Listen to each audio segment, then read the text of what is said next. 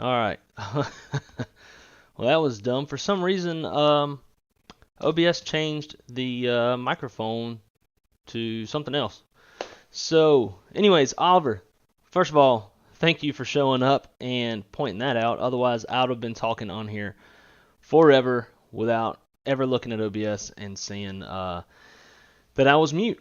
Let's see. Desktop audio also looks like it doesn't have anything coming out of it. I changed no settings since our stream last night, and yet all of this is different.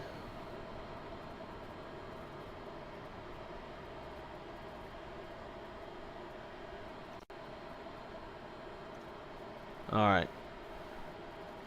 So Oliver, let me know, can you hear the airplane, hear the AP running? Let me know that you can hear that stuff. It looks like it's all running now. I believe plugging in the new peripherals changed some things, because I'm showing it's got a whole different added audio source that shouldn't be on there. The TCA Boeing does have its own audio headphone jack, and I believe the computer reads that. So anyways, I guess I'll restart my little speech. Would have helped too that YouTube says my current bit rate for the audio is low. That would have been a big thing to pay attention to. Anyways, so starting over, sweet. Yeah, welcome to Wrong Side Simulations, bringing you the best content from the wrong side of the airplane, the right seat. And as always, my name is Blake, and I'm a real-world dispatcher. And I typically dispatch Airbus. Therefore, I am most familiar with Airbus and the flows and the checklists and the briefings and all that kind of stuff. So I'm usually streaming Airbus. But in preparation for the Pmdg 737 that is due to come out in the looks like nearest future, fingers crossed, figured it was best to get a little yoke time instead of side stick time. Therefore, we're going to do some practice flights in the CRJ just to get ready for the 737s. Once that sucker comes out, we're going to be streaming that thing hardcore. Possible setup. Let me look up the name. Can you tell me if it's good? Okay, yeah, let me know. So anyway, so today we are going to be operating Endeavor flight 5155 from Detroit over to Midway. Short little hop, 46 minutes en route. We're cruising at 26,000 feet.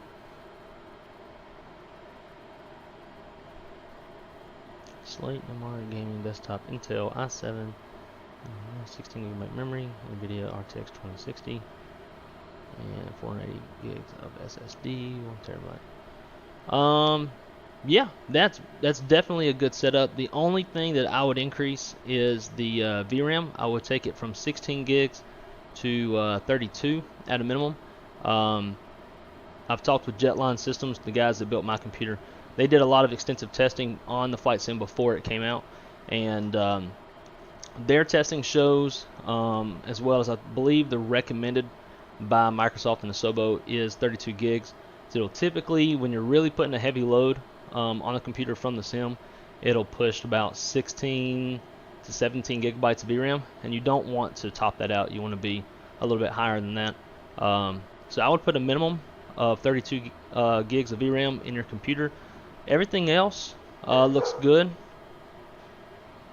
Dogs are barking at somebody outside. Now let me shut the door. Hush.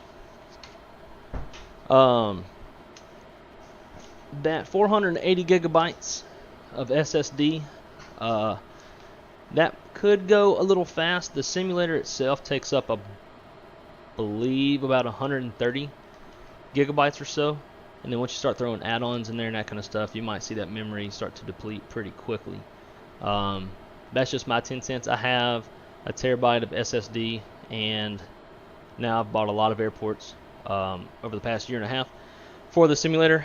And I think I pretty much just have the sim and anything related to the sim on my primary SSD drive.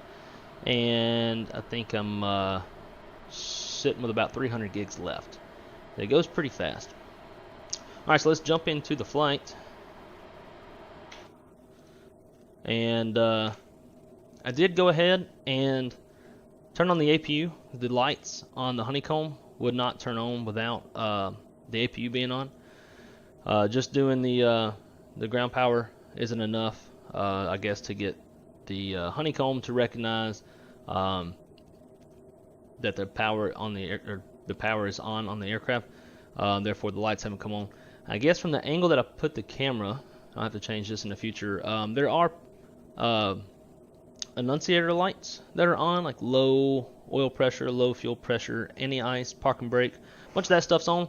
All that extinguishes anyways once we get the engines running. Also, we've got the landing gear LEDs.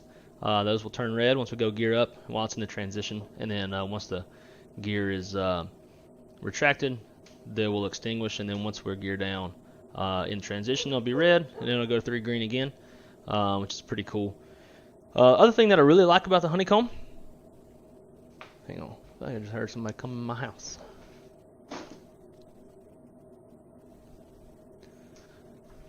Hang on, guys, I need to make sure there's not an intruder or anything like that. Stand by.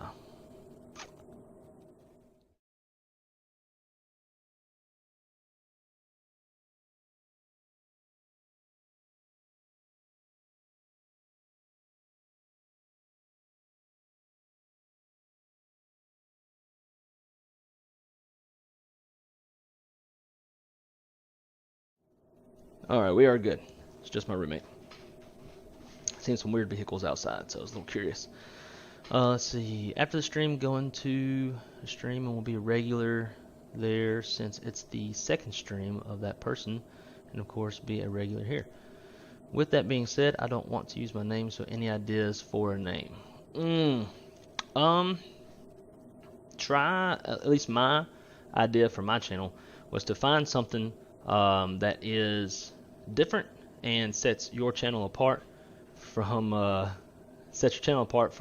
everybody else. For me, it's the fact that I fly from the right seat. I don't see anybody else doing that, so kind of use that as my channel's identity.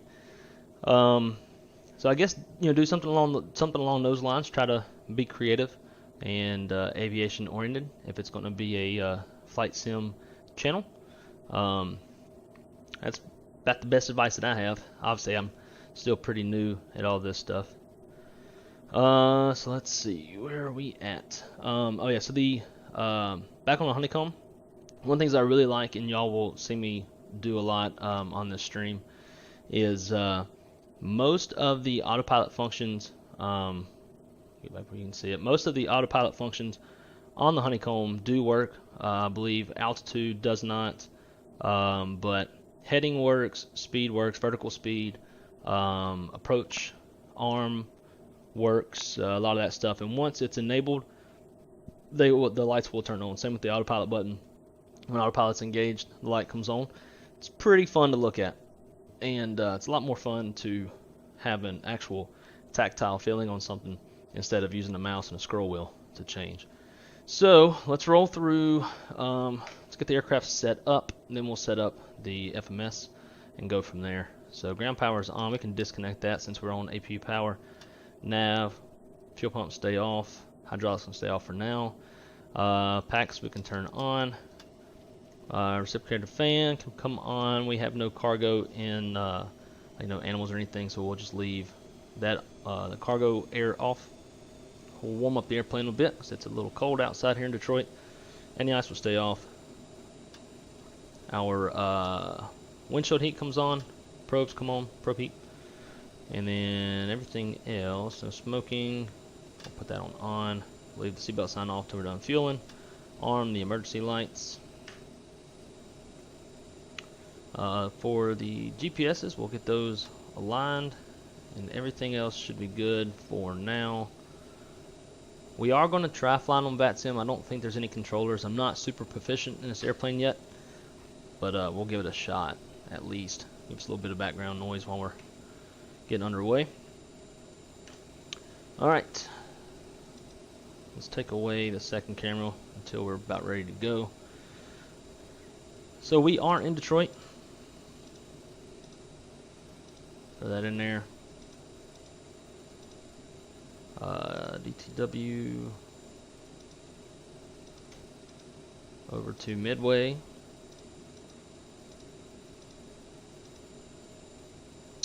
Let's see. Like I said, I'm not the most proficient in the CRJ. The Airbus is more my speed. I'm gonna leave this out. We're gonna do our Endeavor 5155. Execute that. Depart. Going to be departing off of, I think it's 22 left. Yep. Since we are going west, we want to be on the west side of the field. And we're departing off the Sanders 2 departure. Sanders transition, so we're not going to select either of these two. Let's go to legs, make sure that Sanders is the last one. It is, that's good. Back to arrival. And we're going to come in on the Pang 3. BAGEL transition. And we'll be on the ILS, let's see. That's another cool thing. I don't know if y'all can see it or not. But yeah, so the Boeing has a little place that you can sit, a little tablet, something of that nature. I have the Galaxy Fold 3, so I use that. I've got my charts here, and I also use it to control the stream with the Stream Deck app. So on the charts, we want RNAV Zulu runway 22 left. The GPS approach. RNAV 22 left Zulu. We'll just go with vectors. Actually, now we'll do steer. Execute. Sweet. VNAV 260 is the altitude. Let's see what else we need. Perf. We're gonna go flex of we got a long runway. We'll go 65 on the flex. Cool, that's in there. Coming down to performance. Our zero fuel weight today is 58,000 pounds. And we'll come back to the chat in just a minute once I get done setting up. Our fuel today is 7,400 pounds. Enter. I want to set the payload in the simulator and copy the perf data into the FMS. It's going to be a flap 8 takeoff. The runway, we'll say snow.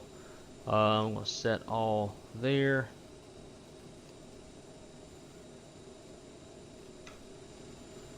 So we do have the speeds set, which is what we want. We'll pull up the weather for Detroit.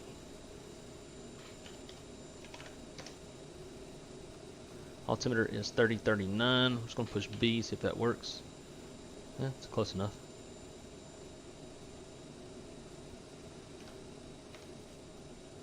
Alright, now on the departure,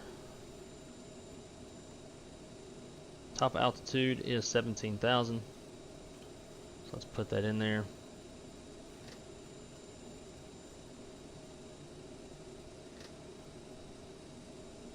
Sweet, that's in.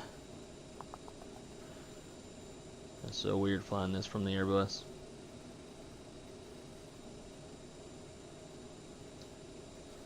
Alright. Go to MFD menu, just get this where I want it. Turn the airports off. Speed altitude looks good. Everything else is good on the other side. APU's on. Let's catch up on the chat a little bit. Leave bot. I've looked for 4 hours and haven't found a name. And so again, this is a name that you want for your YouTube channel, correct? If so, I don't think that's going to be something you just look for. It's going to, you just have to be creative and think of something on your own. At first, I thought Wrong Side Simulations was kind of a stupid YouTube channel name, but I don't know. It's kind of grown on me since, and a lot of my coworkers that watch the channel, who dispatch with me, they a lot of times they'll address me whenever I come into work. I'm like, oh, wrong side, what's up? In fact, real funny, YouTube, actually not YouTube name, but Twitch name. Oh, I see. Okay, just for chatting. Yeah, because your name on the chat shows up as Oliver Smith. So I don't know how you change that though. Probably just go into YouTube settings. Anyways, yeah, one of my coworkers, he plays Call of Duty on Twitch, and his Twitch name is Too Fat to Tiptoe, which is really funny. He's not really even fat, so I don't know why he calls himself that, but it's pretty good. Anyways, looks like we're just about ready to go. Let's go. We'll leave beacon on for now. Fuel pumps come on. Hydraulics on. Packs will turn off when we're ready to push. Everything else looks good. We got our fuel on board. Yep, fuel is on board. Let's pull everything and get ready to push.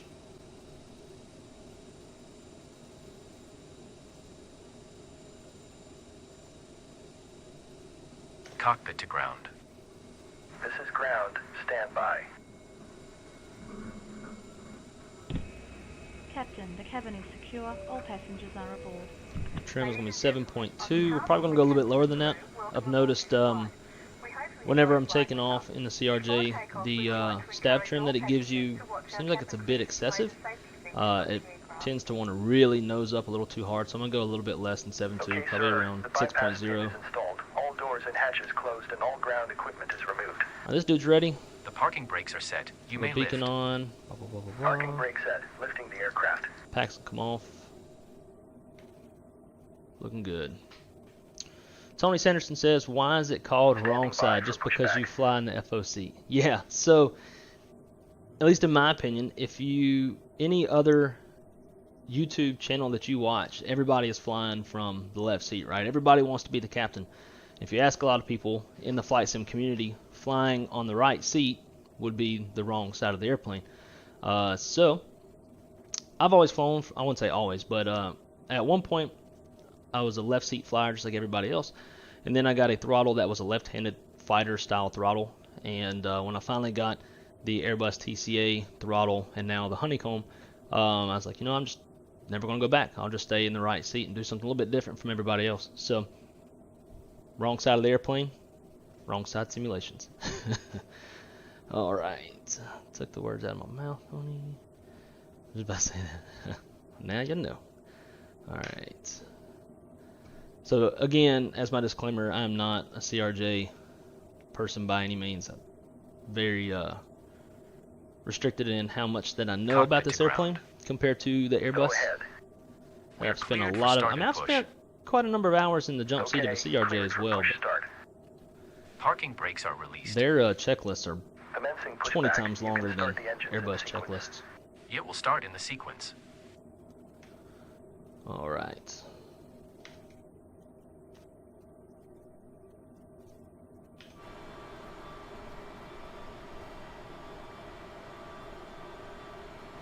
Get a little bit of an external view for you guys. Trying to get used to these new TPR pedals. I've had to adjust the sensitivity because they were real sensitive.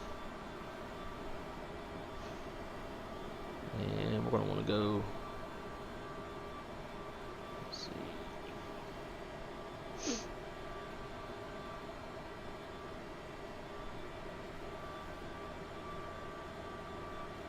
We are flying the stock Endeavor livery that came with the CRJ, and we are at Freeware Addon Airport, Detroit. Got it off of FlightSim.2. It's my first time here. Haven't even looked around, so hopefully it's completed. Please set your parking brake. Not too hard on the frames. Parking brake set. Parking brake set. Lowering aircraft. Alright, let's fire up engine number 1. Ground. You may disconnect. Okay, sir. Now, if y'all see me missing anything, Pin has been removed. let me know. Have a good flight. Like I said, I'm not very good on this airplane. Waiting for the visual. Thank you and goodbye. And I'm not used to my buttons like I am on the Airbus. There is 20% in to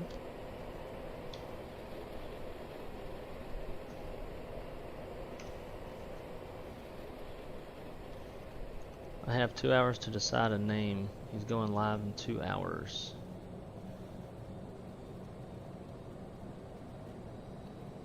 I don't know. Just figure out like a good aviation sounding little name that you would like for them to address you by. Is that live Addons from the sim at the top? Oh, talking about the overlay or top of where? The Addons is not displayed, but through some of my work sources, I do have access to the digital Addons. Can't really show it on screen because it has my work company email on there. But if you're curious about the Addons, I can definitely pull it up for you, read it out. We got a good start on 1. Let's roll 2. Take a swig of a little cold drink.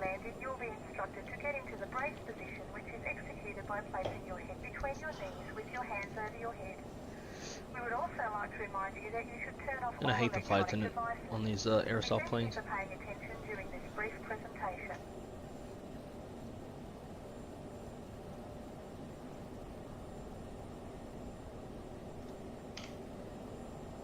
Introduce fuel.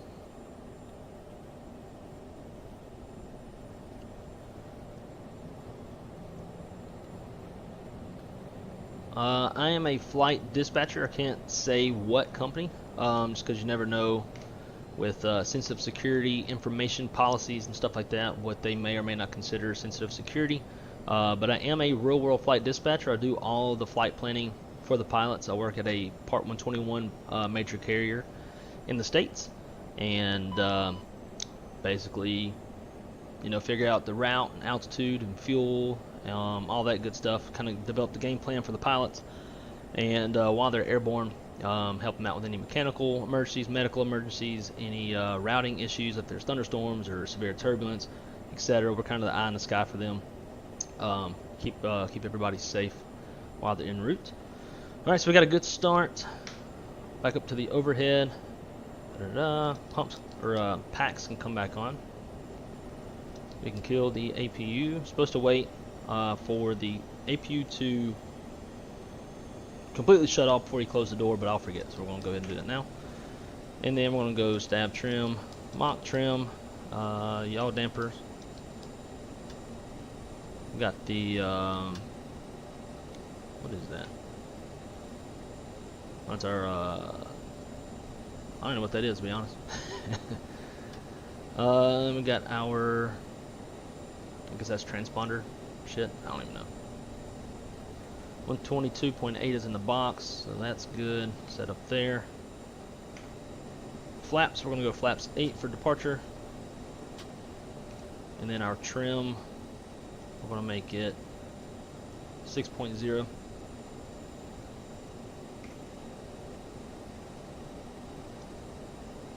And we're going to arm the reversers in case we do a rejected takeoff.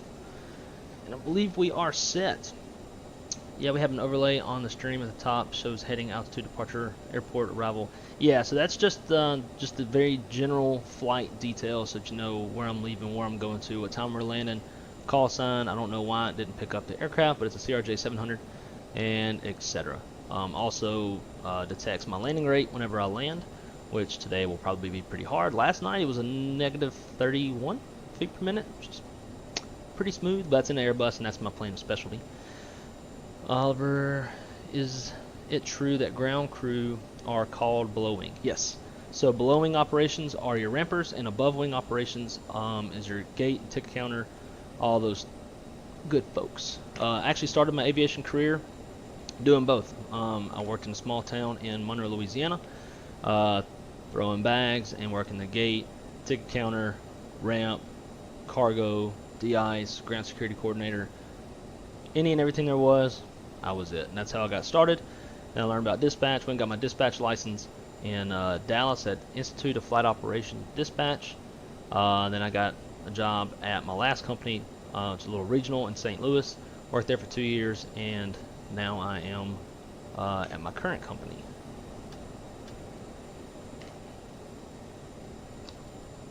And you know what? Actually, now I think about it, since this Yoke is so new, I gotta set up my push to talk button.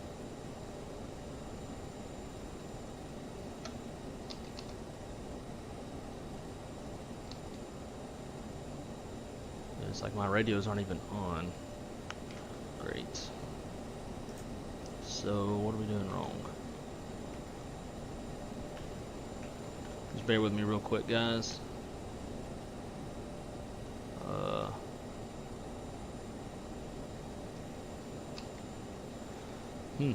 Might just have to jump off of.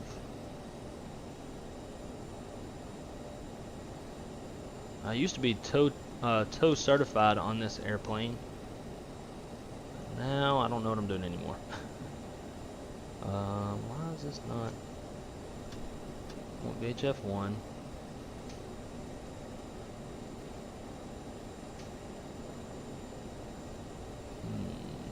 Okay, screw it. We're gonna jump off of BACEN because I apparently don't know how to get the radios working on this plane.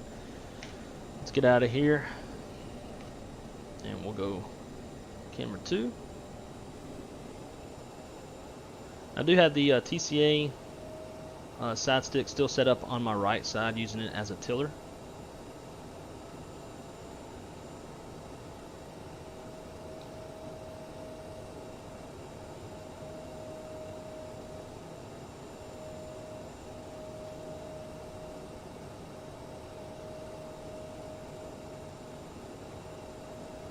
And it's going to be a straight taxi all the way down to 22 right that we're departing off of.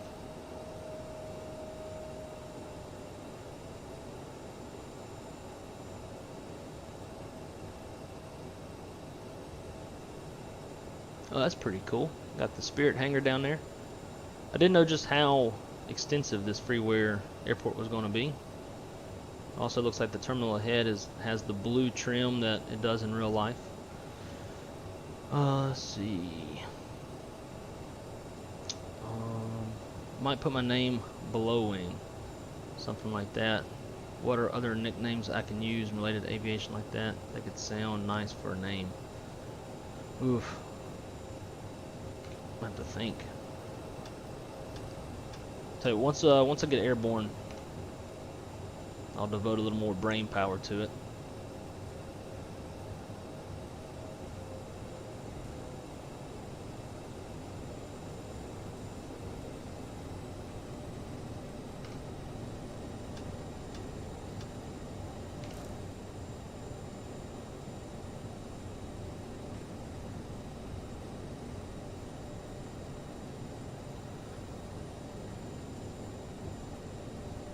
They're so clean on transitions, such as turning on and turning off camera 2. That is all this cool little app I've got. I think I subscribe, it's like $3 a month. It's Elgato Stream Deck app. And I just have my different OBS scenes bound to the buttons, and as I hit them, it does what I tell it to do. I do want to get an actual physical Elgato Stream Deck thingamajig. It's a little easier to deal with than having to deal with the app.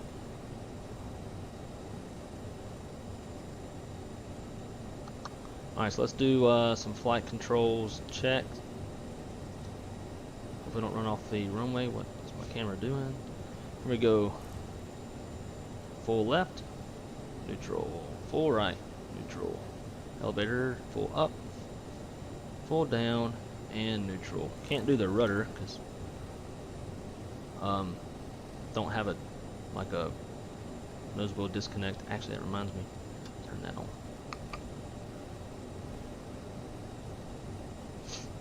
And let's get the stat page back up.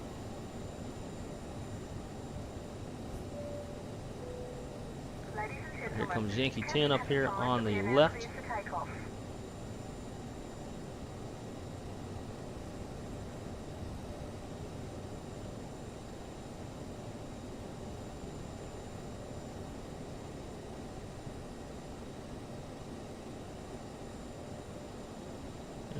short right here just for a quick sec.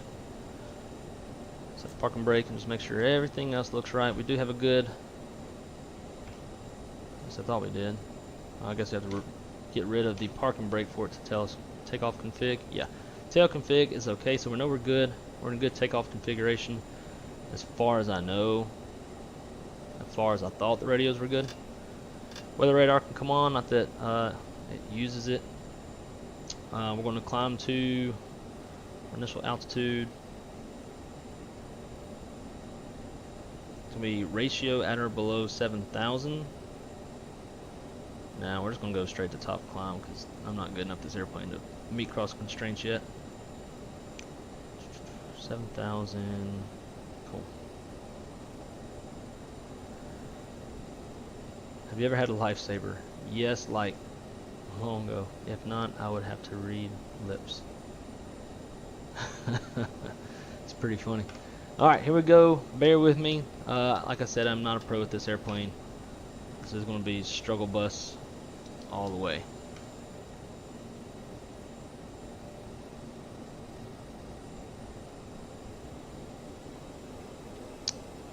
Let's go. Here, cool. The only other complaint that I have with this Honeycomb yoke is, or Honeycomb throttle rather, is there's a fairly large portion of the throttle axis. Oh my god, how am I supposed to? You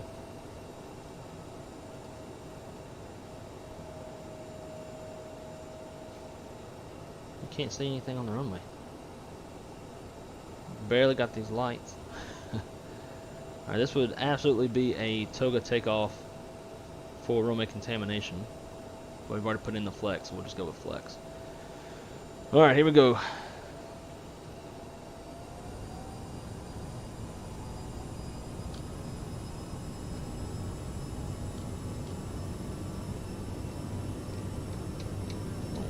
Camera.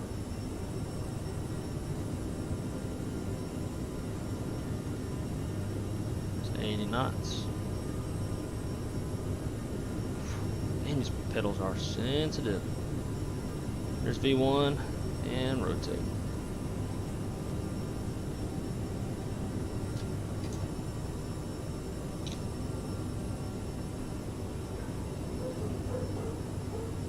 Alright, let's go. Nav. Speed. Positive brake, gear up. Can't forget about that.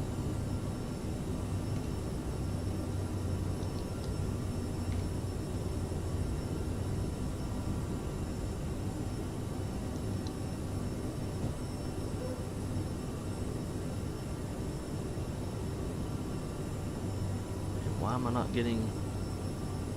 Oh, I know why. Alright, there's 1,600 feet. We'll call it acceleration altitude. Go to climb power. Now we should be able to hit speed. Yep, and it works. Cool. And we'll go flaps. 2, 1, and flaps up.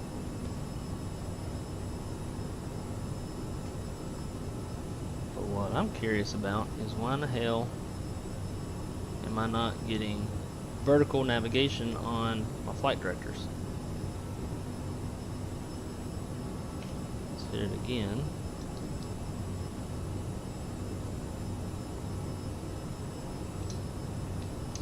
Still not.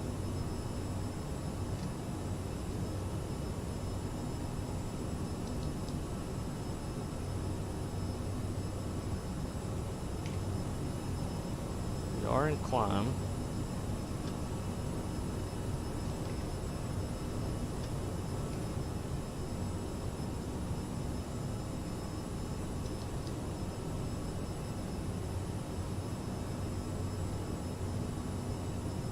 So the issue that I'm having is I'm not getting any vertical navigation.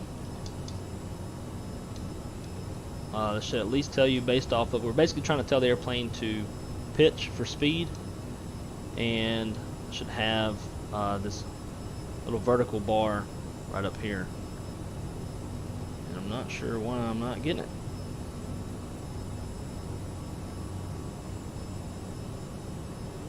Let's go autopilot on. I'm afraid to, because if we do, we might want to descend at a rapid pace.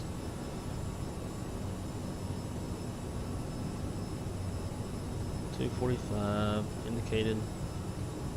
Come on now. This was working just fine yesterday.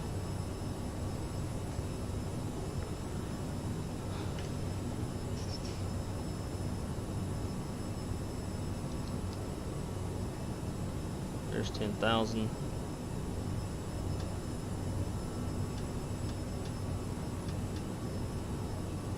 Why are we not?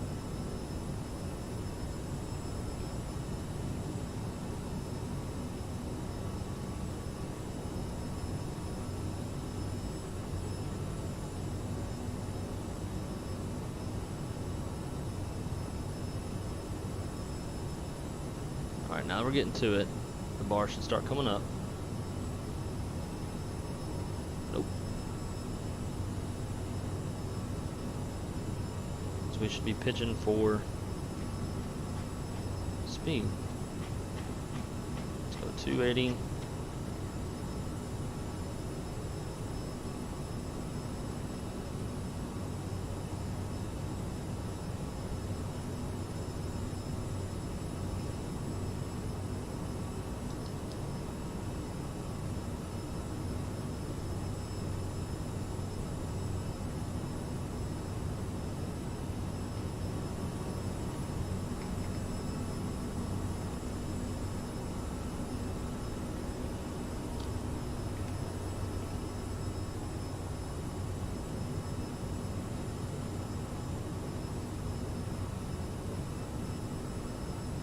Something's not right, y'all. I don't think it's even following nav mode.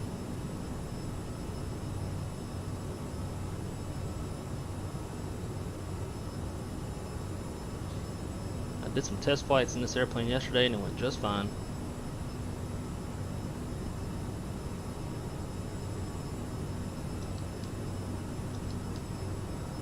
MS1.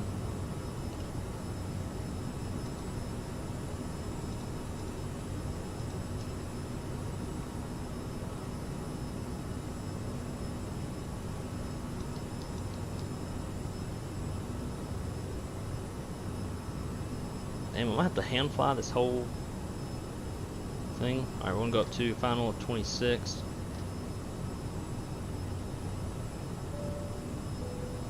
Ladies and gentlemen, we are now serving sandwiches.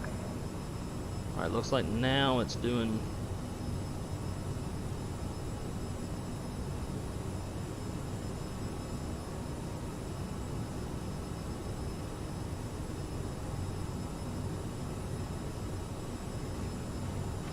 Maybe not.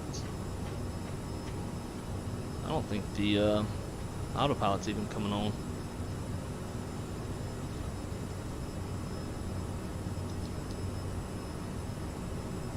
It's not.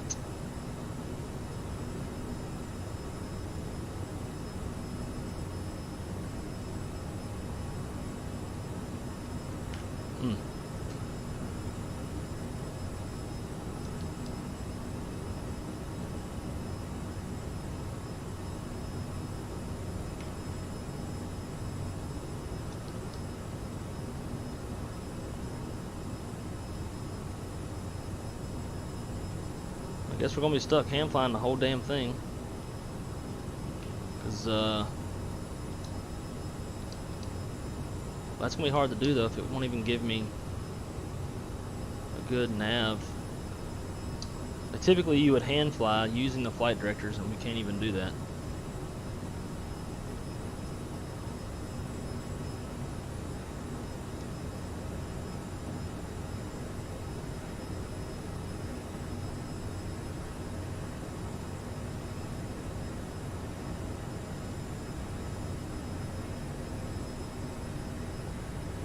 I just can't figure out what the hell is going on.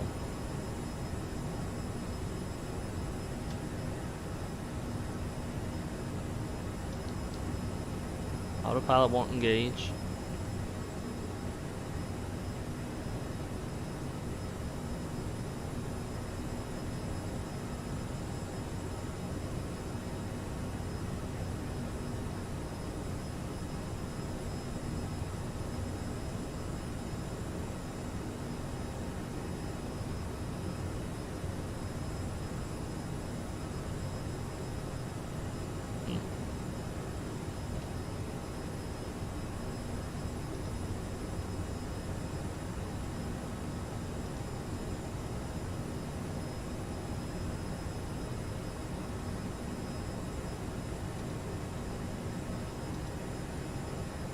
Just trying to think of what would throw this off to where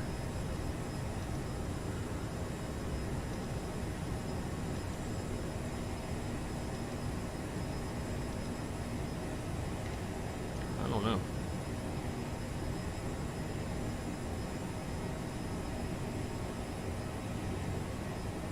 It's really weird. I hope you can figure it out, because I can't, and usually do not have this much of an issue whatsoever. Autopilot's not engaging.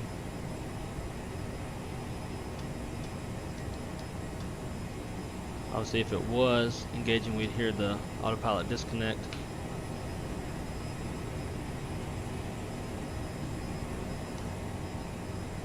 I'm at a loss. Guess we're just gonna have to wing it. No pun intended.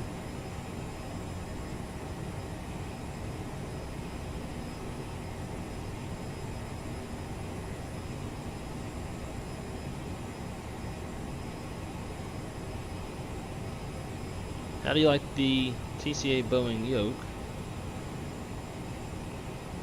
Is the travel distance decent, and is the resistance for the aileron elevator similar?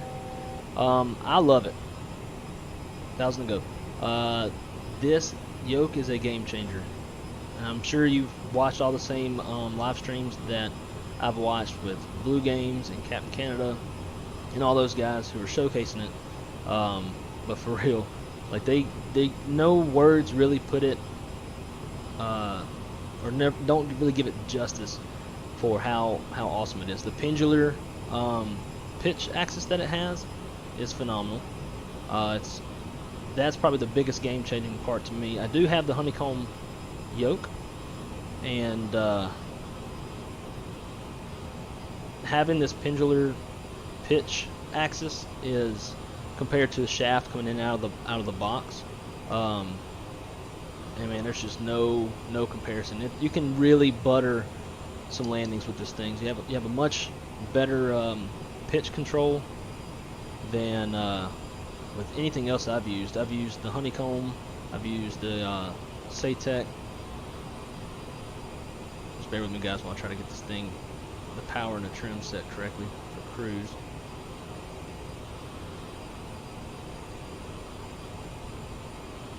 Can't keep the damn thing level.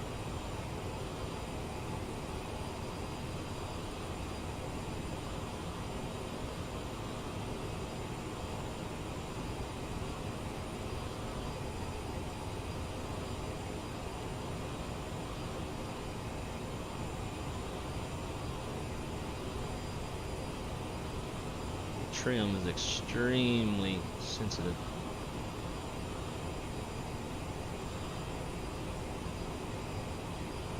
Alright, I think we've got some sort of a good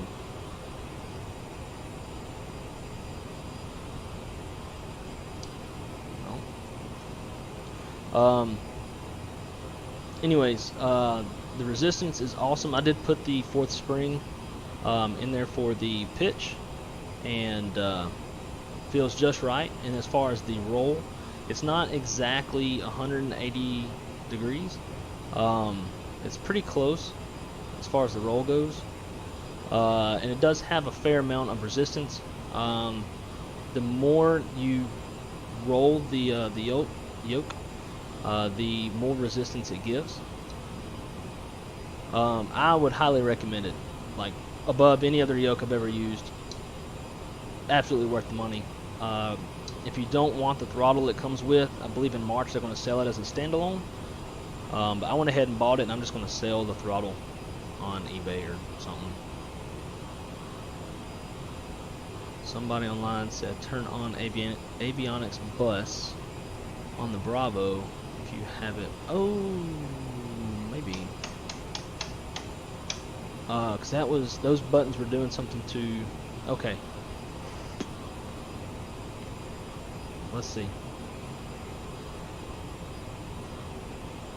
Holy, look at y'all. Alright, now I gotta get the airplane under control. Where are we going? Airplane. Let's go 280.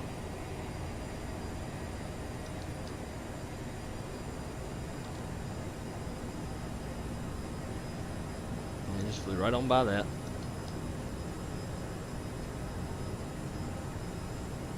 We'll go 30. Man, I did not know that. I didn't even think about that. I knew something weird had to be going on. Alright, vertical speed. Let's just pitch for speed. Cool.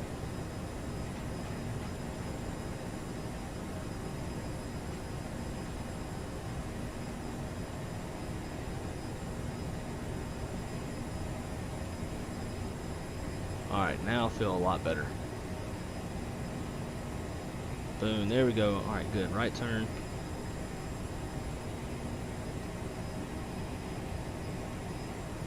Whew, thank y'all. That was lifesaver. And Oliver, there you go. I guess that would be the good name. Somebody online says, enabling avionics. Yes, Tony. Main issue probably making sure avionics is on. It is an assignment issue with Bravo. Yeah, I haven't gone and changed any of those buttons. I just kind of left everything default with those switches. Because you don't really know what does what, because there's like not a label as far as I can tell. Alright, so 30,000. About 160-ish miles out. And we'll increase the speed now.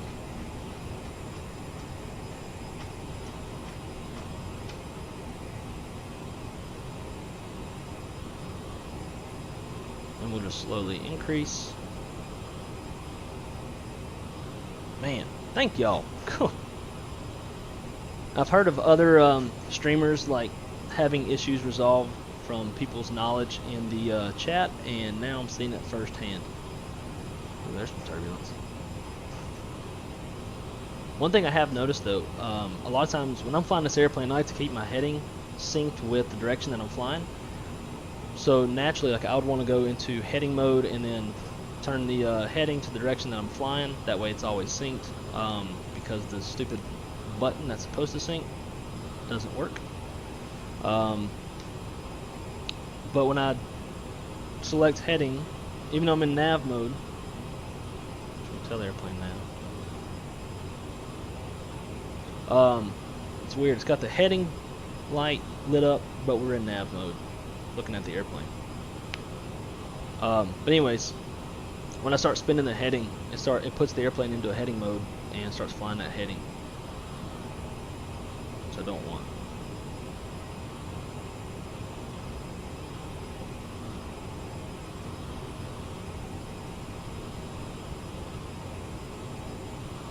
Ease the power off a little bit.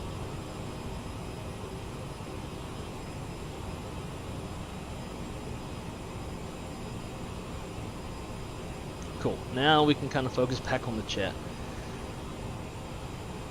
Now that me and Tony are lifesavers, I deserve name ideas. True. Yes. Very true. Didn't think about getting my brain taken over once airborne. God.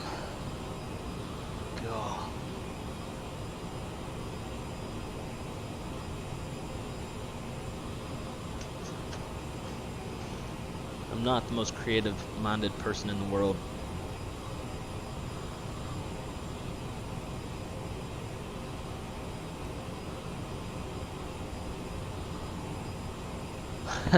Tony, I like that. Captain Oliver's. That's pretty good. See?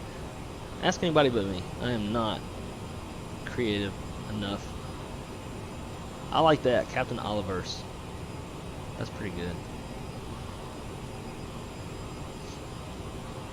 Tony says, when I had mine, I changed all of them to do lights. That way it didn't specifically affect anything if I had them flipped the wrong way. It's a good idea. I was going to do the same, but like I have my lights bound to F5 through F12, and in the CRJ doesn't really do anything when I hit them. And since this is going to be the main airplane I'm flying with the Yoke and the Honeycomb until the Pmdg comes out,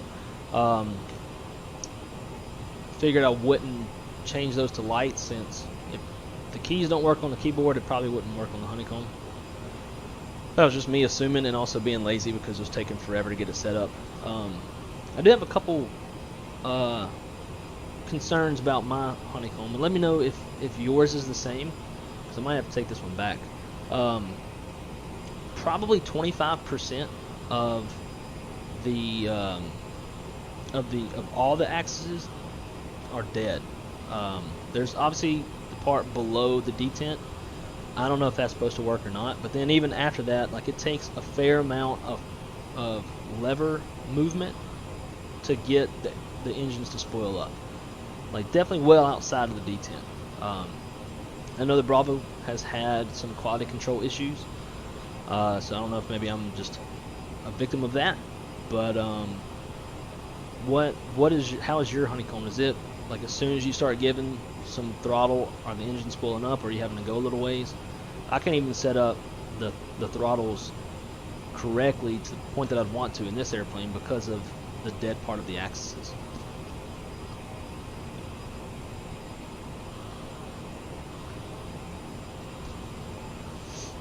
Let's see. Oliver doesn't have to say captain, pilot, or my name. Back to the names. What are some nicknames from maybe ground crew that can be used as a name? Oh.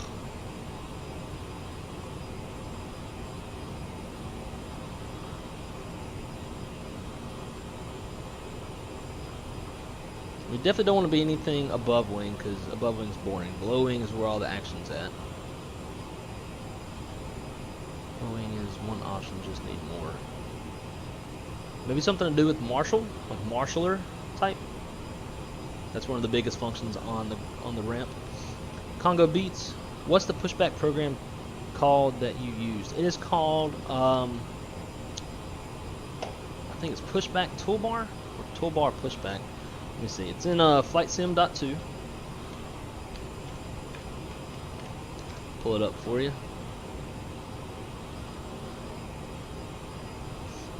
And then once you come to FlightSim.2, just come into the search, type in pushback, and toolbar pushback is it. Obviously it puts it in the toolbar, and you can also use it to let's see, find a better picture, control like the jetway, bring up the GPU, stairs if you're on the tarmac, catering, baggage, you can open doors with it, and obviously the pushback too. I know FS The Crew recently put out an update with their Pushback Express. It's supposed to be the most innovative pushback tool yet, where you can tell it where to turn the airplane. That way you're not really having to steer it, but I kind of like just to have the control of steering my own pushback, as well as sometimes if I'm in an alleyway, I like to push out and then tow myself out of the alleyway, which is something that below wing Oliver would do in real life. I don't have mine anymore to confirm, but I know they have had some problems earlier in production. By the way, Tony at Jetline here. Oh my God, I didn't even. Jesus Christ, man! I didn't even look at the last name. I'm just over here chatting. Tony. My God. See, my brain can't do more than one thing. Tony, again, so much. Everybody, to the two people watching this right now, Tony is by far the man of the hour. If it wasn't for him, we wouldn't be streaming right now. I was having a lot of sim issues, if y'all have watched my past couple streams, and he sat on the phone with me yesterday for 2 hours, troubleshooting and getting everything squared away in my simulator to get better frame rates and actually be able to stream. Tony, thank you so much again, and Jesus Christ, at some point I'm gonna figure out Tony in the chat.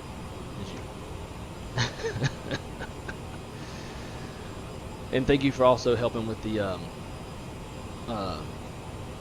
names, because I can't think of nothing.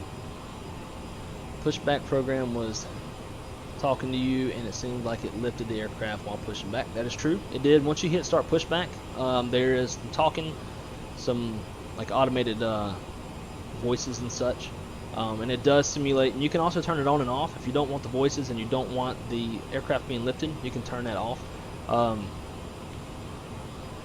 Not all airplanes are lifted, so if there's a specific airplane that you don't want lifted, you can turn that off. But yeah, it will simulate being lifted, and then it's lifted while you're pushing back and towing, and then it'll bring you back down. Was that the same one that was talking to you? Yeah, and that is the same one. The one I just showed you, that's the same one that talks to you. Sorry, I'm having to work my way down through the chat. It takes me a minute. So Oliver, I'm still trying to think of a name for you, bud.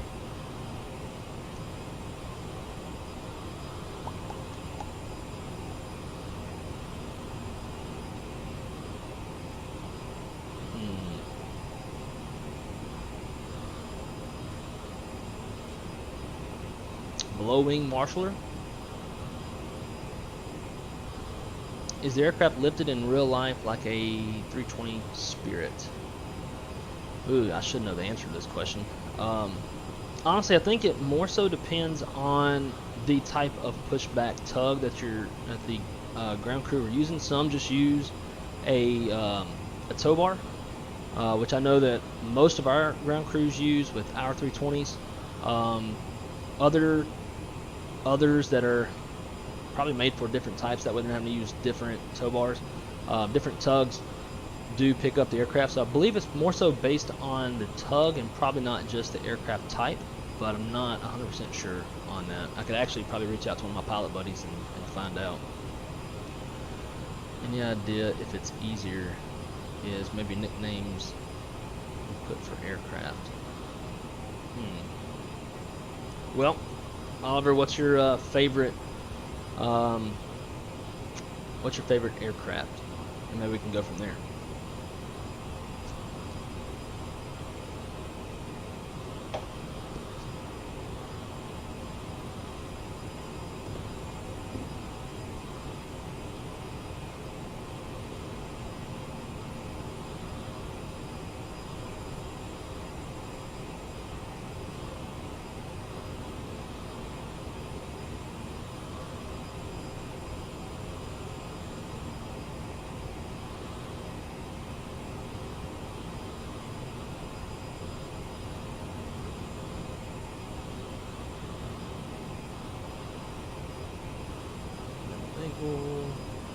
Cross mags 11,000.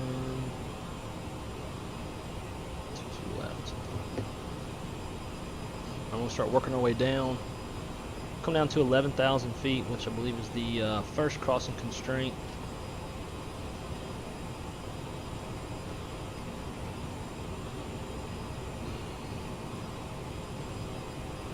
And there's 11. We'll go into vertical speed mode. And tell the aircraft to come down. Start with 1,500 feet per minute and just work it down that way.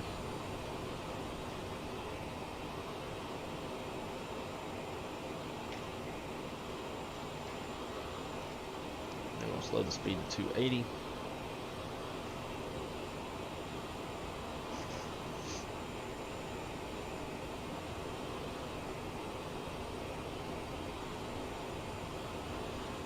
You answered all my questions.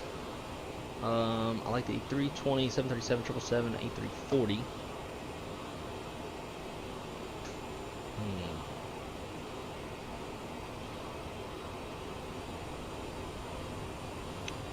Do you fly for a virtual airline? I used to do the Delta virtual airline, just because it gave me freedom of lots of different airlines.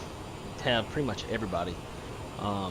So I used to do that, and now I became a little too stagnant for too long and never logged in, and I think it kicked me out. I could probably re-log in and do it again. I have actually thought about doing a virtual airline. But at the same time, I like having the freedom of choosing where and when I want to fly, and not bound by anything really. But I have before.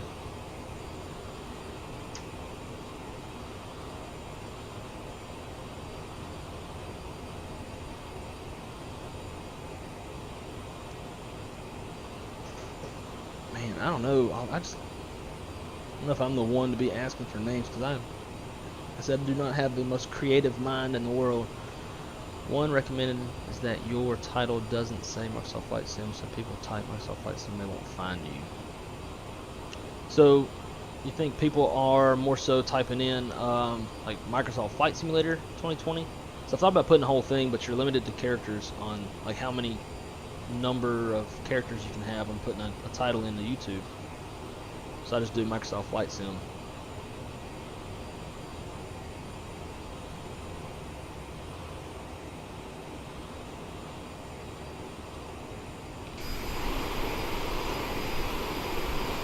Give y'all some external views, since I haven't really done much of that lately.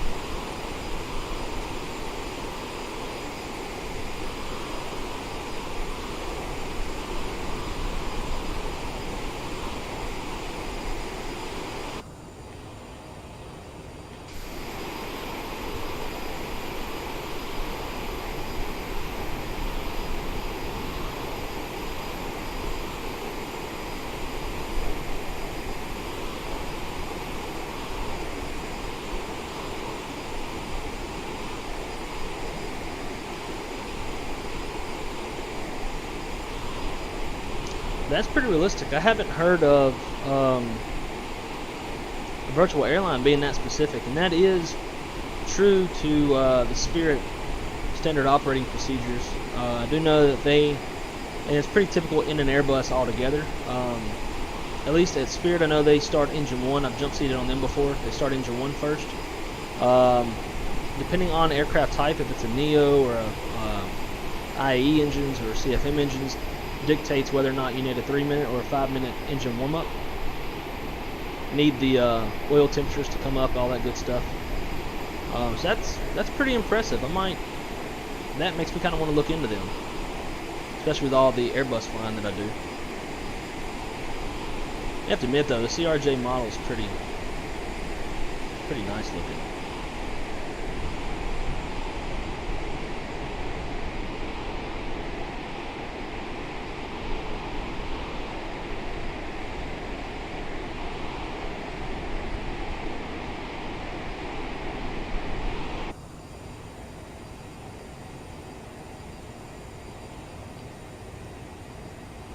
Alright, so question. Those little vertical lines that you have, I've always wondered, how do you get those? Instead of me just doing a slash, those little lines look better. Where the hell is that on a keyboard? Oh shit, actually now I see it. Right next to the slash under the backspace, right? God.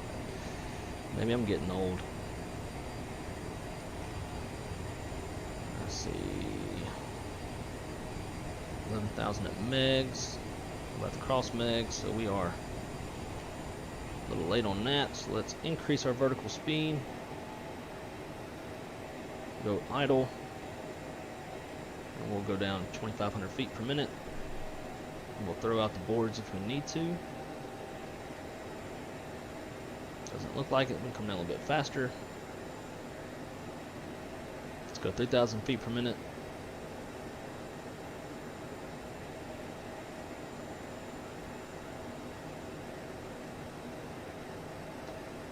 Yeah, we way high. It's supposed to be at 11,000 feet right now. We're roughly 10,000, 11,000 feet too high. That's okay.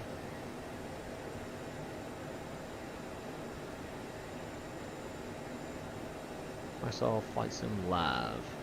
Detroit to Midway. You know, yes and no. I'm still kind of experimenting with different titles and what drives views and what doesn't. For example, I put a title a couple streams ago as like short runway landing in Midway, something like that. I don't know if that's what caused the views, but that video itself has been gaining more views than any other. So I think trying to something obviously that captures people's interest is the main thing you want to do.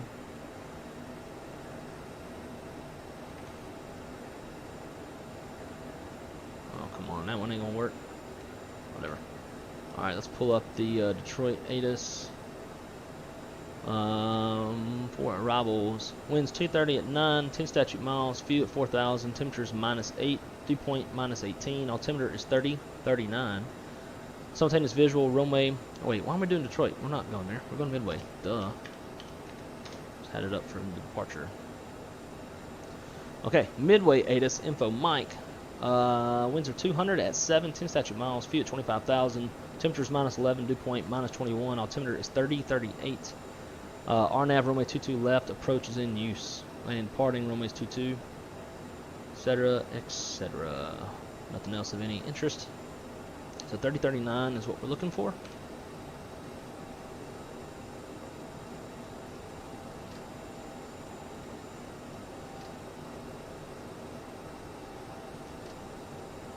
Cool. And do this side as well.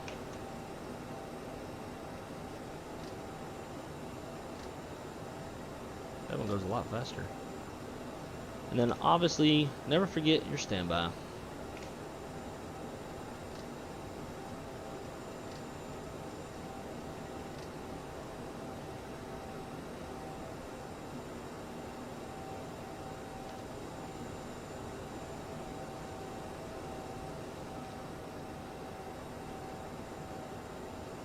Did one too many. Cool. Alright. 1,000 to go. Let's keep it coming down. Let's go down to, let's call it 6,000 for now.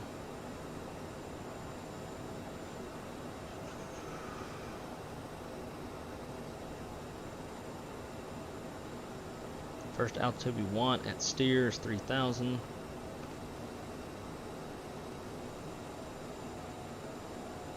Alright, so I'd say we're on track. This airplane holds speed pretty well.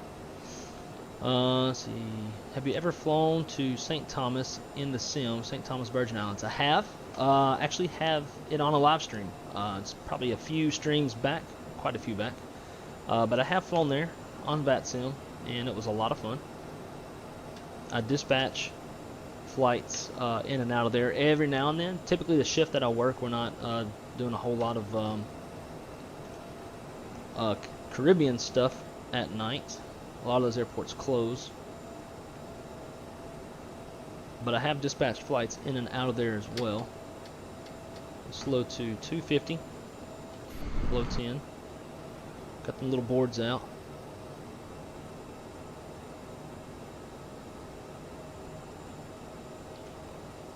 And I'm going to slow our descent rate. We're getting low pretty quick. Roughly 40 miles out. Stow the boards. Give a little gas, maintain speed. 1,000 to go.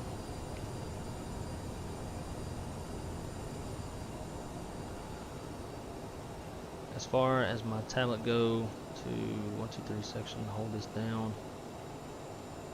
Oh, okay. I'm usually on my computer whenever I schedule the streams just because of simplicity and taking screenshots in the sim and that kind of stuff. We'll go back to the 2 cams since now we're going to be pretty heavy on the Honeycomb. Can you give a nickname specifically? 320. I've flown the 320 only since I was at the age of 3, so only the 320 for about 13 years.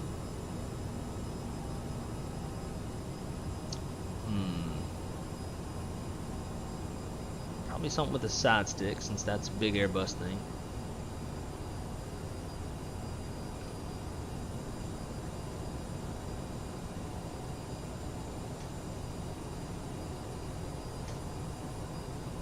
side stick sideways. That might imply you're not the best pilot. Or maybe you're just really good at crabbing in a crosswind.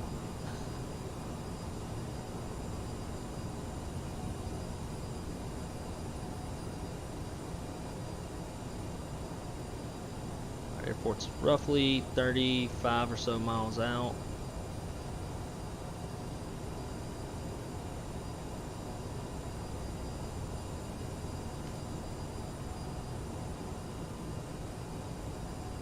Go ahead and arm the reversers because I'll completely forget about those.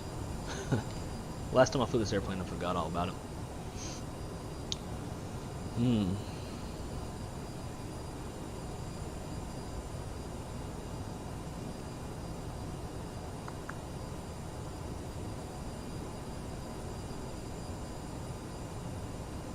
Side stick.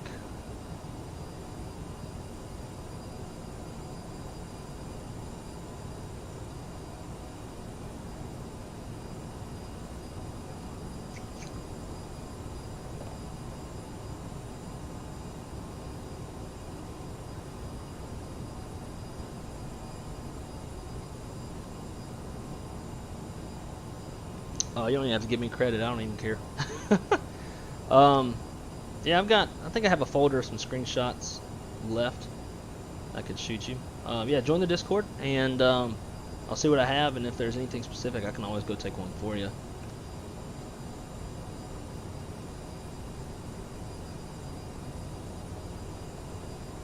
Let's go ahead and descend to 4,000.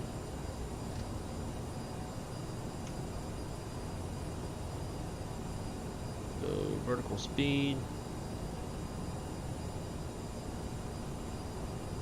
Going at about 1,100 feet per minute. Nice slow start. I'm going to slow down to 230.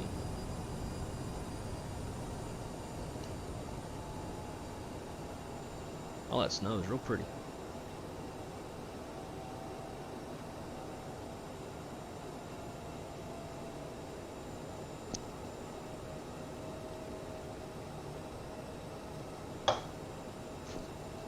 I've heard that drinking beer helps you butter your landings. Not in real life, but only on the sim.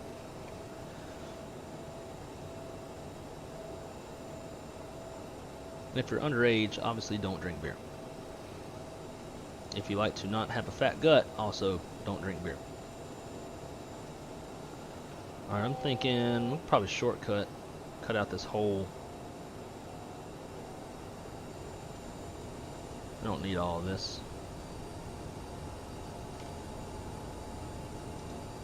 As long as it'll do it correctly.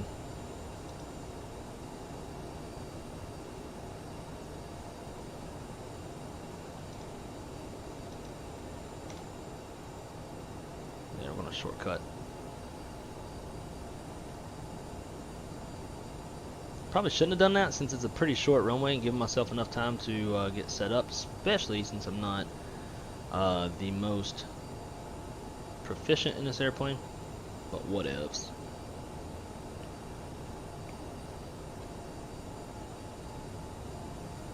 Let's see where our VREF's going to be today. Looking at 132 knots on our approach speed. 132.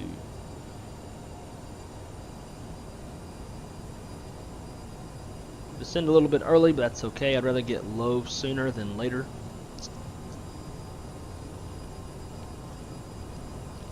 Alright, sounds good. See you in the Discord. Link is in the description if you need to find it, if you haven't already. Now, after this leg, we're going to take the CRJ down to St. Louis. We tried that last time we flew into Midway, and because of some sim issues, it wasn't really doable, so we're going to give it another shot. That flight should be roughly 43 minutes en route. And then, depending on what time it is, shit, it's already 4:30. Maybe we'll get us an Airbus flight in. And the Airbus streams are night and day different from the CRJ. And those are typically running flows and checklists, and there's a lot more going on in those than CRJ. Alright, so we got 2500 in there. Let's go vertical speed.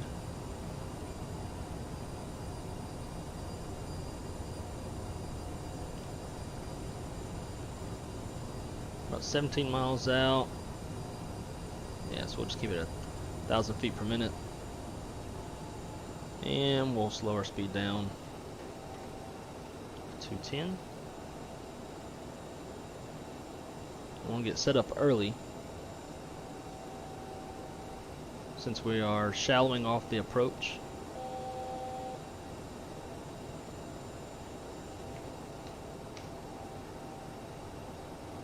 And there is no ILS, it's all GPS, so we're not worried about any frequencies. Got Chicago off in the distance.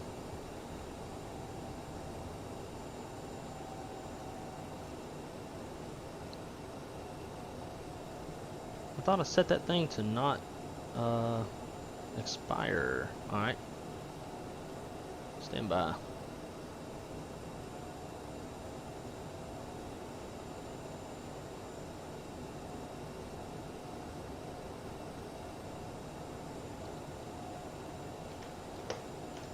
Try that. If that doesn't work, let me know. Ladies and gentlemen, we are about to land. Please remain seated until we have stopped.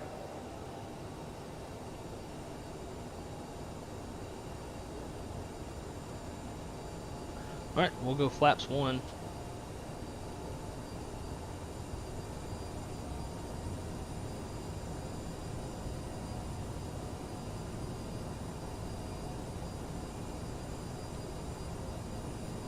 Speed, so we got 230 on both flaps 8 and 1, so we'll go ahead and bring it down to flaps 8.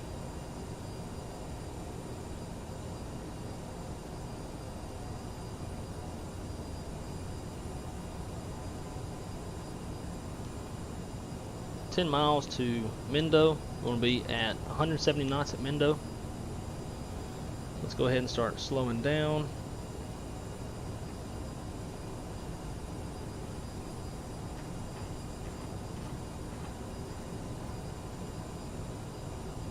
There's 170. We'll just kind of ease off on the power and just slowly make our way down there, so we're not having to fly the rest of the way super slow.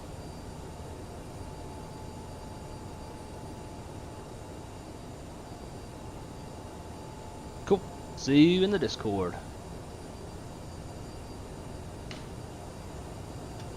And we'll say we've been cleared to land. We'll ding the flight attendants, not that I don't think it makes a sound. This is kind of a cool approach, coming over all these buildings.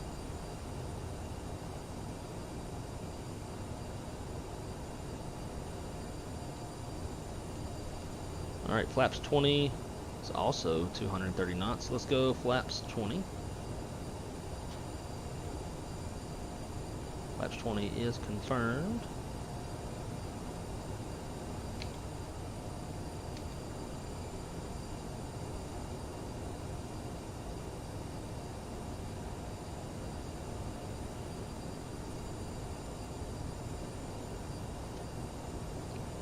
And let's set VREF. It is set. We're going to hold 170 for now.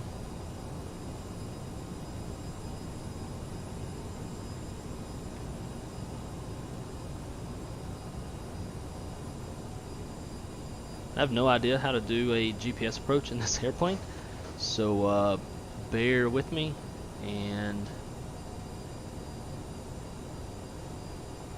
try our best. It's basically just going to be RNAV to give us some navigation to the runway, and then we're going to shoot the visual. So we got good weather today. Flaps 30 is 185 knots. We'll do that once we turn final.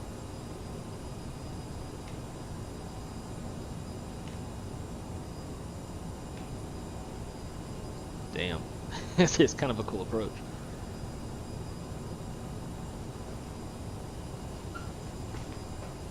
And hopefully I'm not weaving all over the runway. So I just changed the sensitivity on my rudder pedals and haven't gotten used to it yet.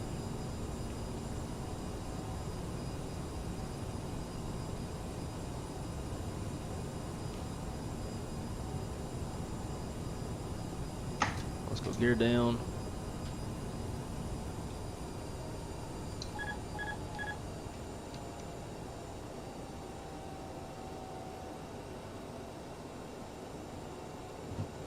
Do not have a visual on the airport yet.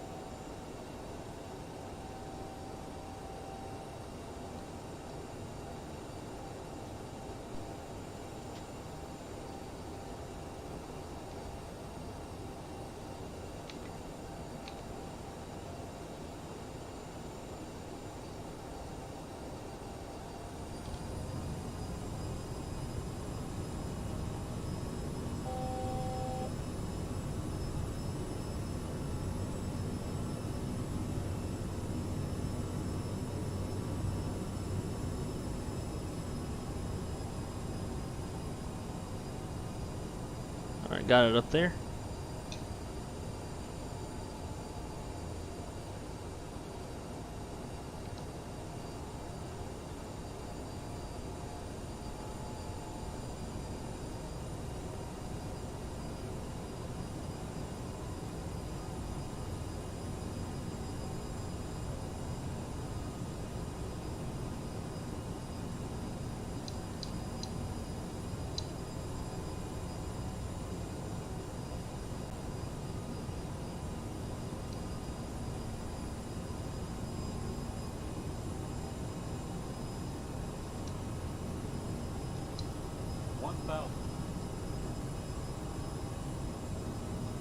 I'm kind of glad I didn't follow that VNAV path that was in there, because it would have brought me in sideways. Might get some stutters. This is a very detailed airport. There's a lot of stuff placed. This is Witsky, however you say their name, Midway Airport. So it's probably we'll lose some frames here and there. At this point we're just shooting the visual. We're all set up to land. Now we just gotta land.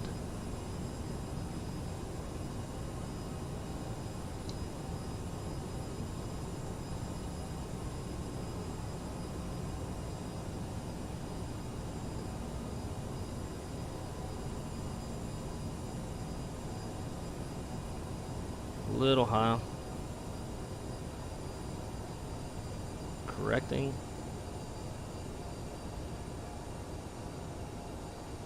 Come on. Come on. 500.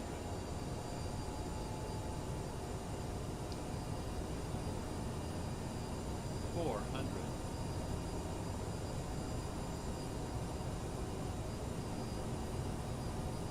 300. Oh man. See, it's still trying to generate the scenery. 200. Really shouldn't have flown into here. Sync rate. 100. Sync rate. 50. Alright, we're going around. Ladies and gentlemen, the captain has aborted the Gear landing. up. Please keep your seatbelt fastened. Go around and we flaps. will be landing shortly.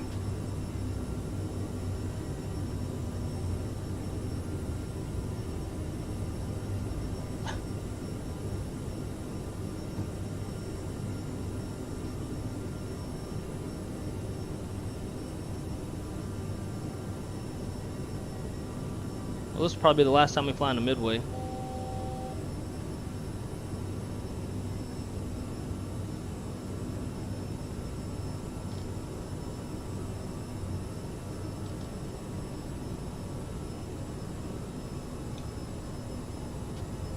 Flaps 8. And we're just going to hand fly it back. And if we can't make the second attempt, we're going to divert to Chicago O'Hare, where I don't have scenery installed.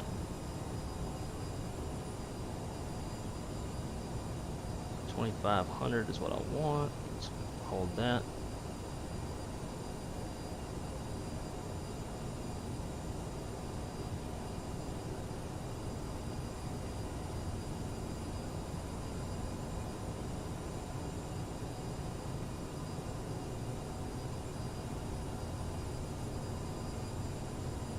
Also, probably doesn't help that got Chicago landmarks installed as well. But hey, at least we're getting some good hand flying action with the new TCA Yoke.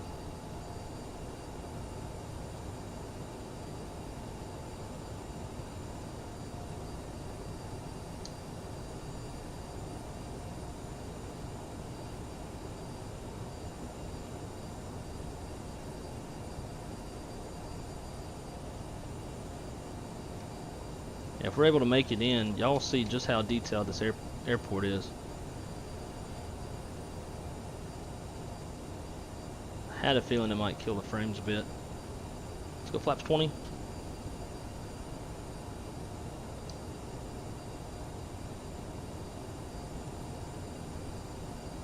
And just to specify for everybody, I am running an i7 64 gigs of RAM with the RTX 3080 Founders Edition. And it's so detailed that even that computer struggles. Granted, we're also streaming too.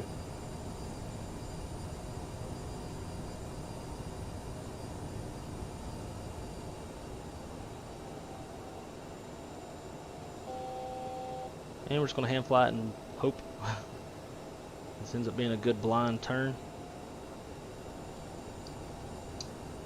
We'll gear down.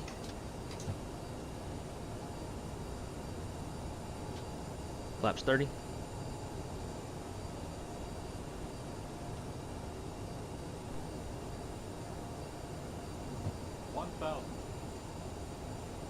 No idea where the airport is. There it is. We just flew by the runway. That's no big deal. Go flaps full.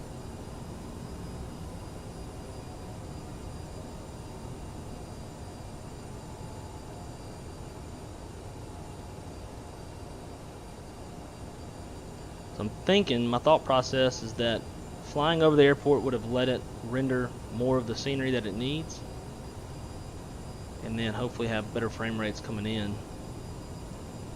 If not, we're going to divert to O'Hare. At least try to. It's off our right wing.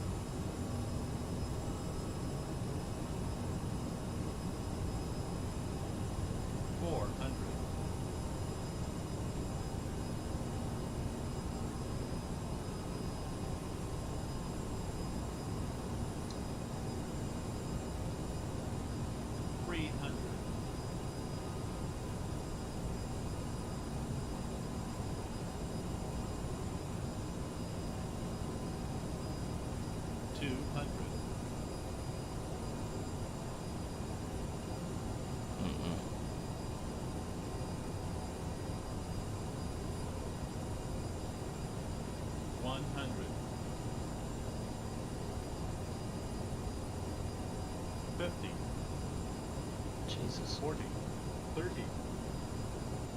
20.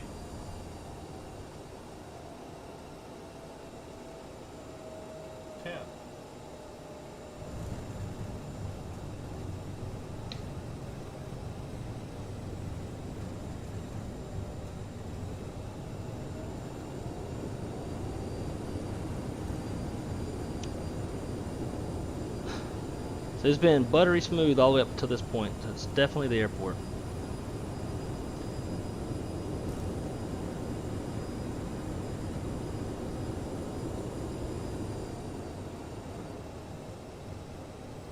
Not even streamable.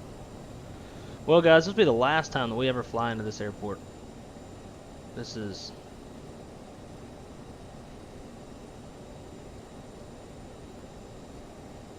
it's pretty bad. There's so much stuff at this airport that is trying to render, can't get any good frames. Please remain seated until the aircraft has come to a complete stop.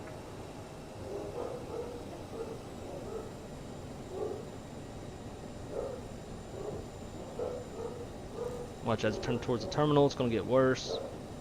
That's where a lot of the stuff is at. Should have just gone to Chicago here. Alright, let's clean her up.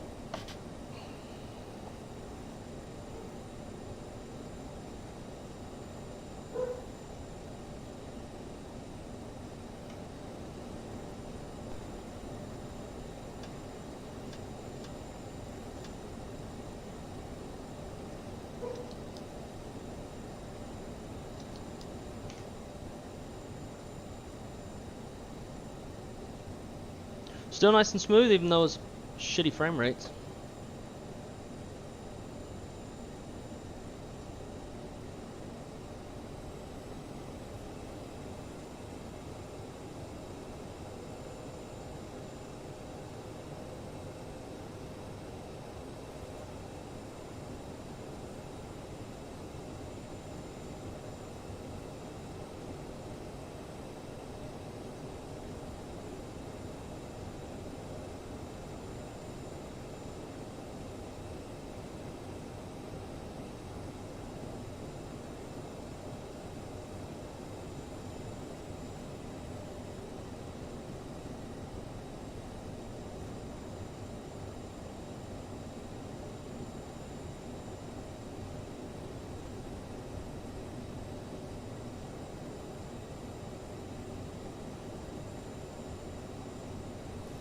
And welcome to Midway.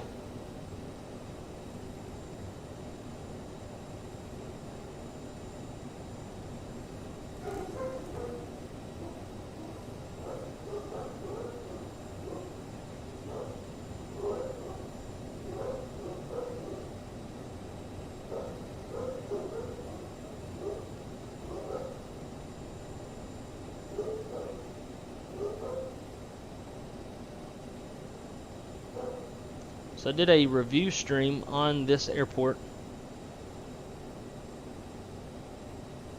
Shows off just how detailed this airport is. And as much as I love all the little details, I think this might be the result of it. Super uber duper shitty frame rates. So now that we're not really looking at the terminal as much, looks like the frames are a bit better.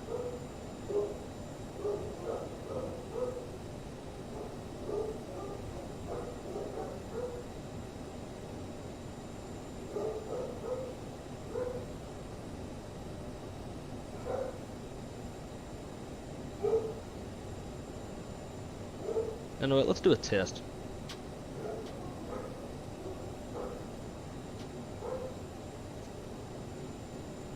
Just gonna fly over to O'Hare, land over there, and see if we still get bad frame rates.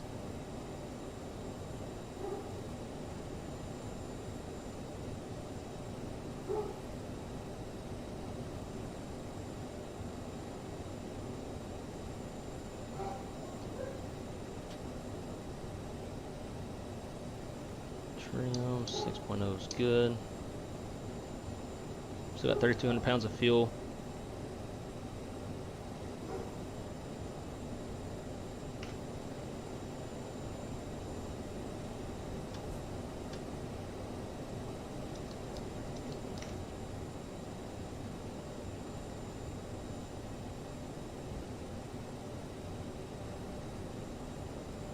And if anything, this would just be a little practice hand flying with the yoke.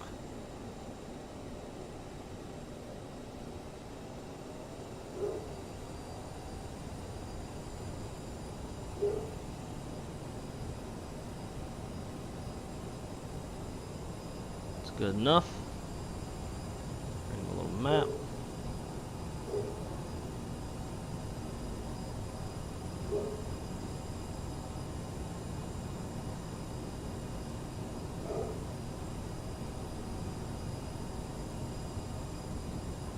Alright, here we go. So could take off.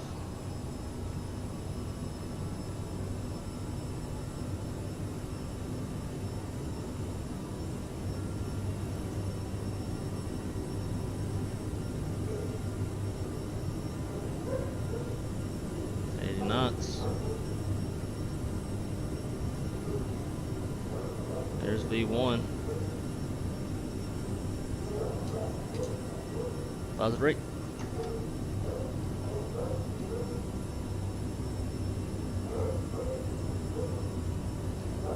EQ, what's up? Good to see you again, man. We just missed one of the worst frame rate landings ever. Midway Airport will not be flown into anymore. It's so detailed that it kills the frames on landing. Now that as soon as we're out of there, look how much smoother it is. Unbelievable. So now we're just gonna we're kind of doing a little test, and we're going to fly over to O'Hare real quick, just a little test to see if my suspicion with the Midway Airport is the issue or not.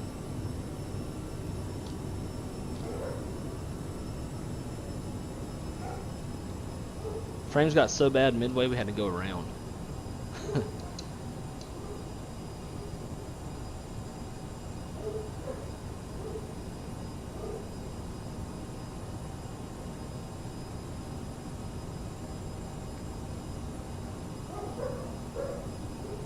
Damn dogs are about to piss me off.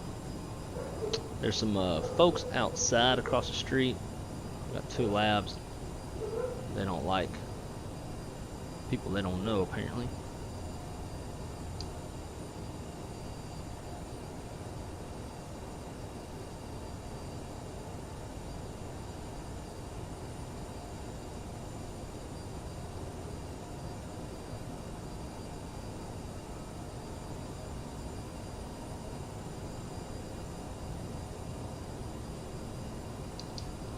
We're gonna land and then yeah, no crack on the runway this time, just really bad frame rates. It's been super smooth up till now. Oliver probably won't be for a while because I was gonna fly down to St. Louis after this, and then probably some Airbus stuff. Didn't know you gonna need it that fast. Alright, let's see, where the hell is the airport? Airport's up this way. I found the runway I'm looking for.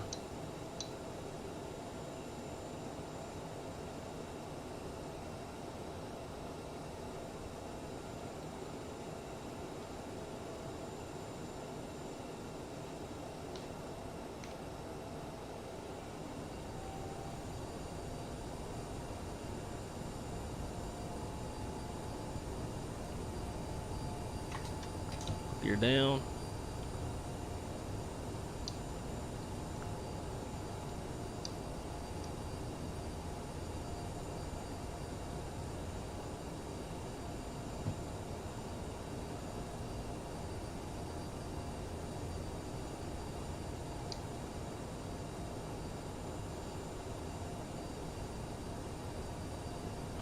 Go flaps full.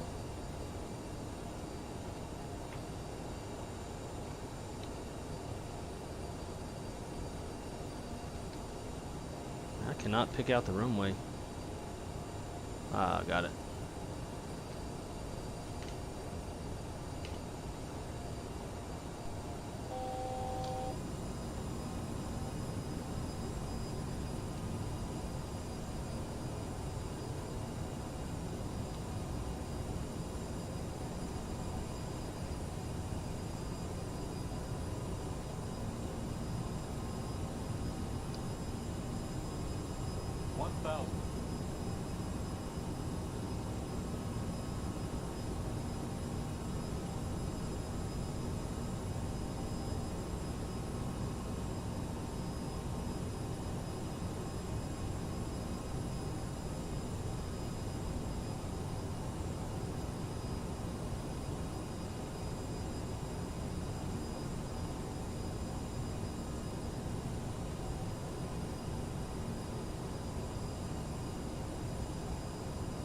Runway's right there at our 1 o'clock.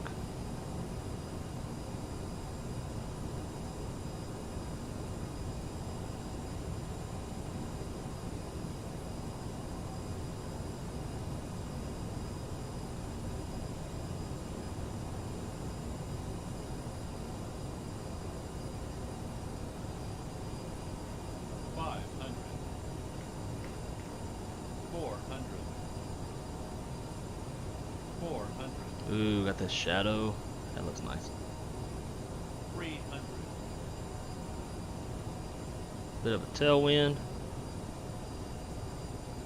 200. Sync rate. Sync rate. 100. 50. 40. Sync rate. 30. 20. 10.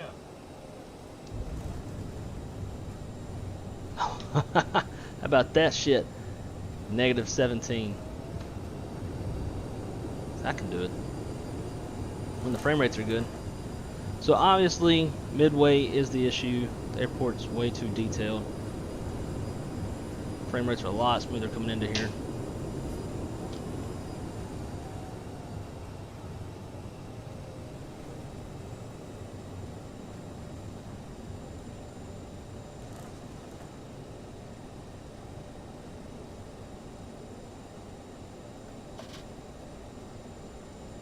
Boom.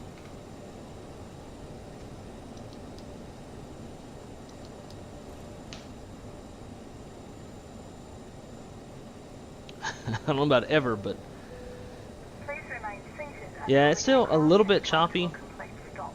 I don't know if maybe it's I was thinking maybe like once you get to a certain length of time they've been streaming that maybe everything just goes. I'm still not used to this being here. Goes to shit or what? But me and my buddy Tony over at Jetline Systems, we sat on the phone for like 2 hours yesterday troubleshooting. Basically, we just got rid of everything out of my community and one store folder, and only put in the things that I need, and everything was running a lot better. For the most part, it still has been better, a lot better, really, up until we got close to Midway, and then everything went to shit. Maybe it's also need to get rid of the Chicago downtown scenery that I got in there.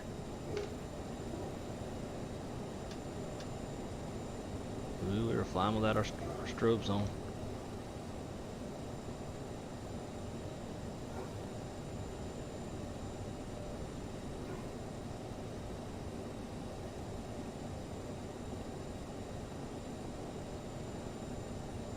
Alright, so once we park the airplane, I'm going to exit out of the sim, choose a new CRJ, and we're going to spawn here in Midway, I mean not Midway, but O'Hare, and head on over to St. Louis and give that route a second try since it did not end very well last time.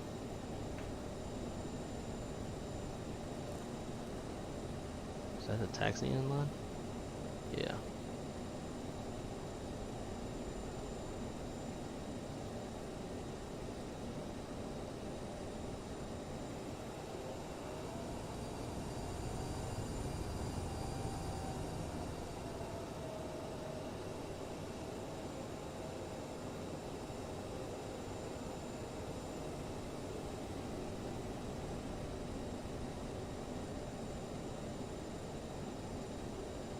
Alright, set the parking brakes.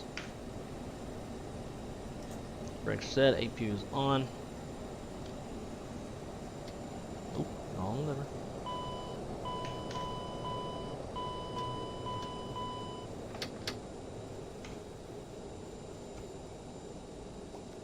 Beacon off. Pumps come off. And seatbelt signs come off. Alright. So that will do it for this leg. Leg number 2. Probably going to be a different route, I guess, since I'm changing my departure airport. Yeah, so I'm going to put the on-hold screen real quick, and then we're going to be right back at it. Hopefully this next one will be a lot smoother in the sense of functionality with the airplane and frame rates. But we'll see. Be right back with y'all guys in just a few.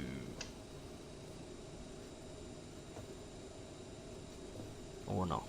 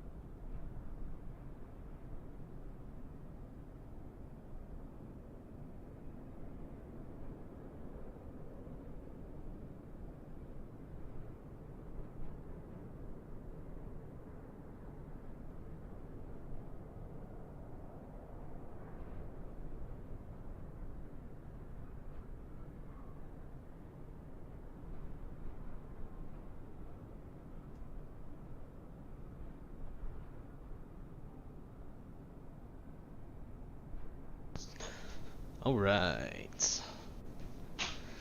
Taking the time to let the dogs out, feed them, all that good stuff. Ain't trying to go to jail for no dog neglect. Alright, so we are now in Chicago O'Hare. FS Dream Team, Chicago O'Hare. Got rid of the Midway, got rid of the downtown landscape or whatever it's called. So hopefully that will resolve a lot of our issues. Delta decided to help us out today and handle our CRJ, even though we are branded American for this flight. Whew, trying to catch my breath, run around the house. So, let's get her going pretty quick. We'll turn the battery on. We got ground power connected. Nav, pumps will stay off. APU we'll leave off for now. Packs come on. Fans. Come on, thing. Sim life is nothing but a struggle.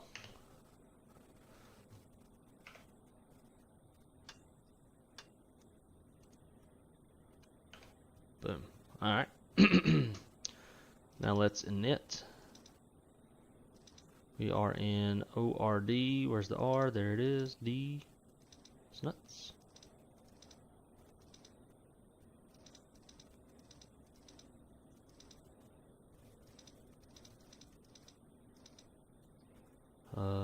Should be direct. Yep, BACEN. Then BLOKR.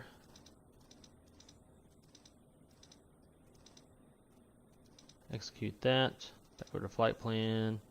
We are SkyWest 4551.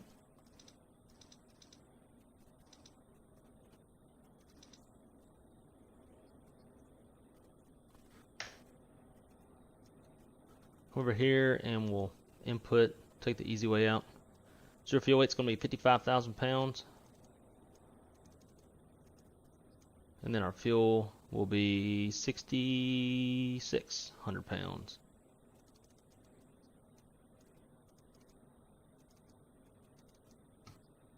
Enter.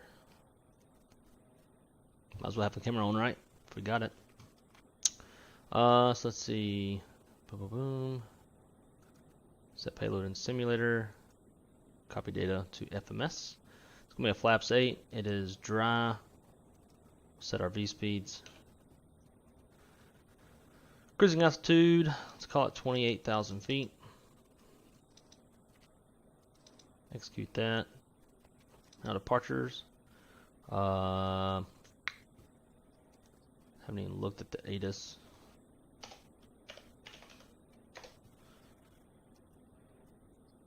Let's see. Ooh, winds 230, 11, gust 17. That'd be nice. A little bumpy on departure. 10 statute miles. Fuel at 25,000. Temperatures minus 12. Dew point minus 22. Altimeter is 3036. We don't care about arrivals. Departures. Runway 22 left and 28 right from November 5. It's pretty standard on a good day out there. Cool. So we're going to call it 28 right.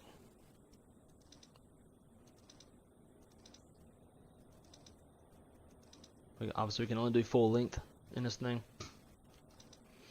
Then in St. Louis, it's going to be, should be the Arch 2. Yep. Arch 2, RBS, 30 right. And we'll just do, we'll do Trish. Execute. Perf. Long runway again, so let's do flex of 70. Looks good.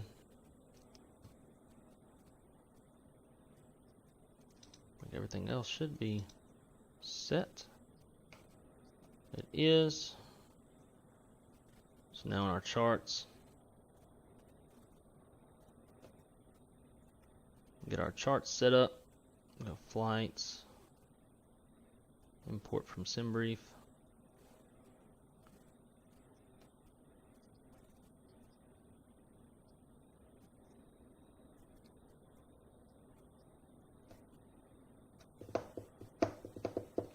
Probably my favorite thing about this Boeing Yoke is the little stand that it's got.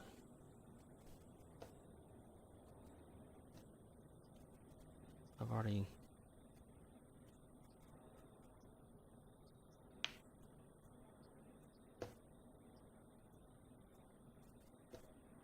piece of shit.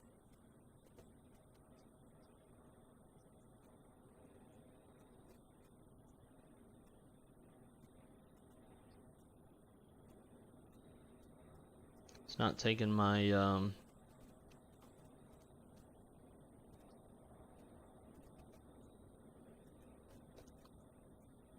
keeps telling me to log into SimBrief on the Navigraph charts, although I'm already logged in. I would just used it. Taxi, pin that one, pin that one. Sid, O'Hare, departure. Top altitude is 5,000.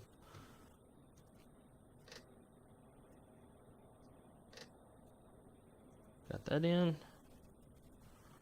Looks good. St. Louis. Let's go Arch. Actually, you know what? I think I know why it won't.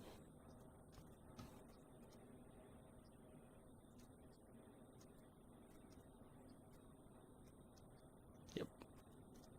Chicago. Boom, boom, boom. So much easier on this. Should have done this in the first place.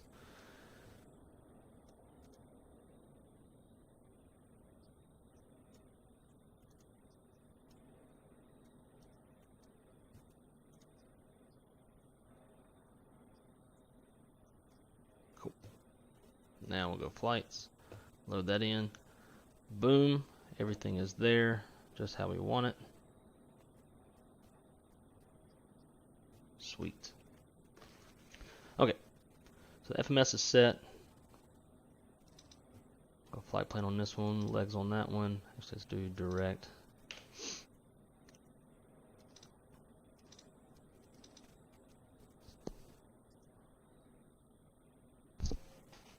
Sorry, I had to sneeze. Next. Sweet. Execute. Everything is in there. I like it. So we got legs here.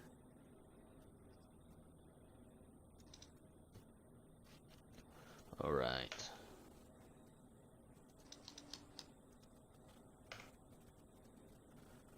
So all that is ready to go. Let's go ahead and start the APU. Looking for APU door open. There it is. We'll start that.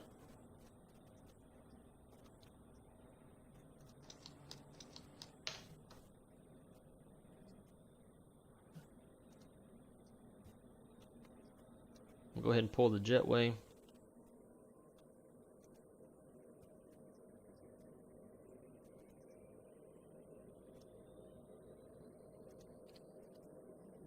Close the door and we'll pull the air cart. Captain, the cabin is secure. All passengers are aboard. Ladies and gentlemen, on behalf of the captain and crew, welcome aboard this flight. We hope you enjoy flying with us. Before takeoff, we would like to APU is encourage all up. passengers to watch our cabin So we can crew turn everything display else the on. safety features of the aircraft. Just do beacon, shortcut a little bit. Hydraulics.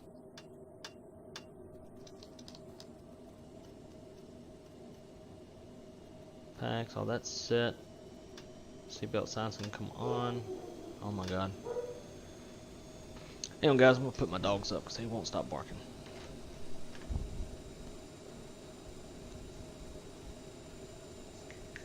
Come on.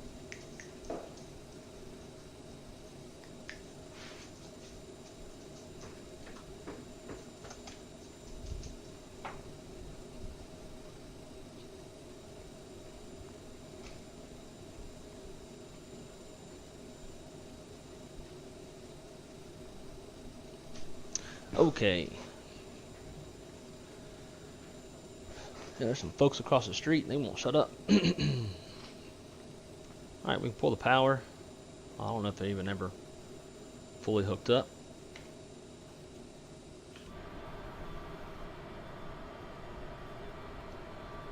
And it looks to me Yeah, the cargo door is open as well.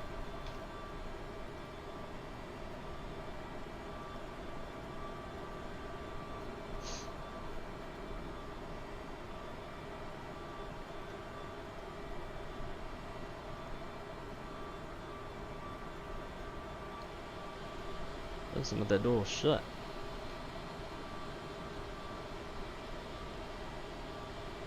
Also, the strobe lights are bound to one of the buttons on the Honeycomb, although the strobes are off inside the cockpit. Alright, we're just going to go with the cargo door like that. Hopefully it'll close at some point.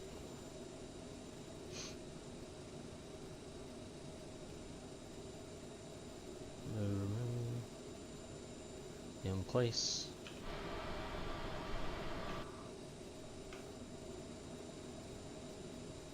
Alright, think we're ready to go, guys.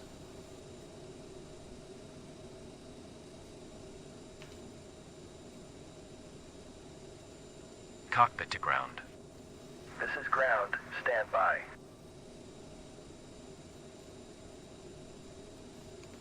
Get that second camera turned on. Now we're getting ready to use the new controls.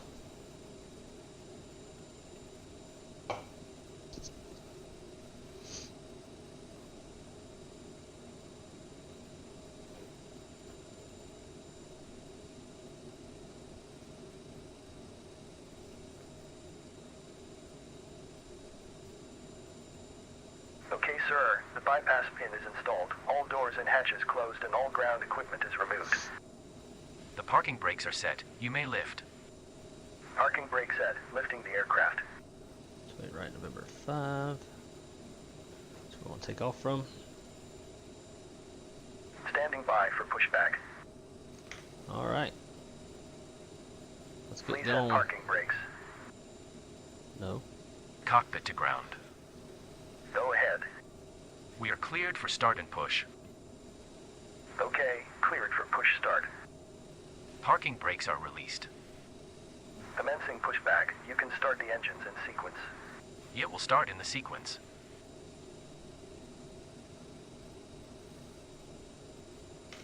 Alright, turn the packs off.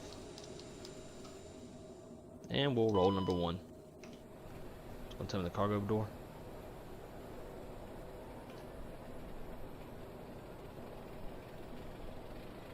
Aft cargo door. I don't know how to get that thing to close.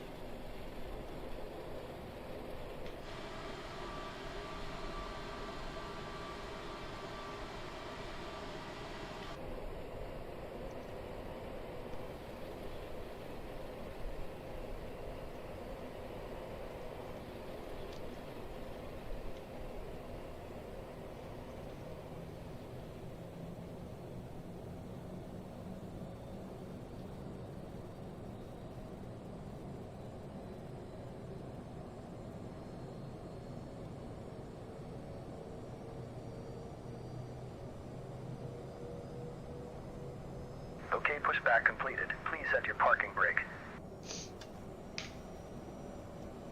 Parking brake brake set. Parking brake set. Lowering aircraft. Please pay attention as we display the safety features and procedures of the aircraft in case of Ground. emergency. Startup is complete. During You may an disconnect. emergency, please remain in your Roger. seat. Good engine start. Cleared to disconnect. See you at the side. Have a good flight. In case of a drop in cabin, Holding please position, avoid waiting for the passing visual. from the Thank you ceiling and and goodbye. placed over your head. If there is smoke in the cabin during the evacuation of the aircraft, the walkway emergency lights will display to the exits, which are located here and here. In case of an extreme emergency landing, you will be instructed to get into the brace position, That would make which is sense. executed by placing your head between your knees with your hands over your head. Don't fly this We would also airplane like very to remind much. you that you should turn off all electronic devices. We thank you for paying attention during this brief presentation. Cool. We are finally starting to get things going in our direction.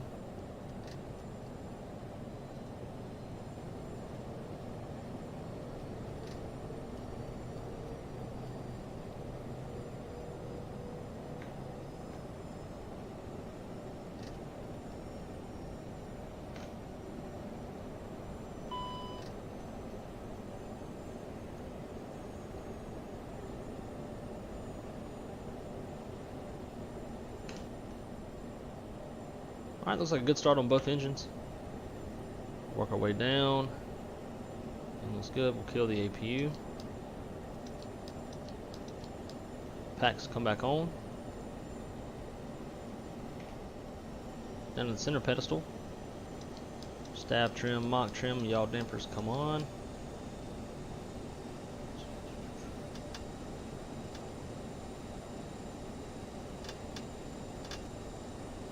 Go flaps 8 for departure.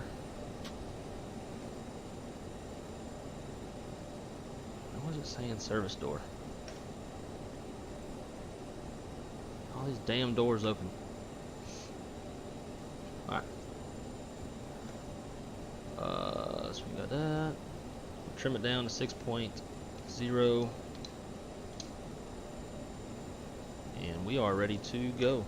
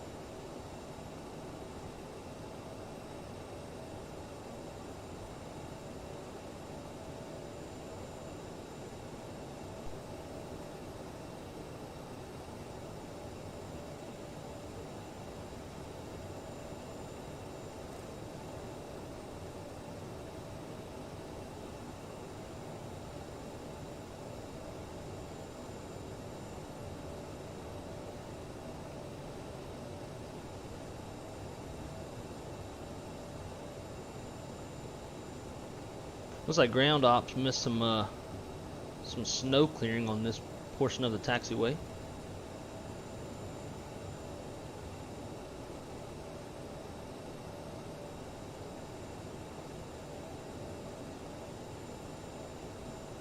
I am using the TCA side stick as the rudder, or as the tiller. Not that this plane has one, but we'll pretend.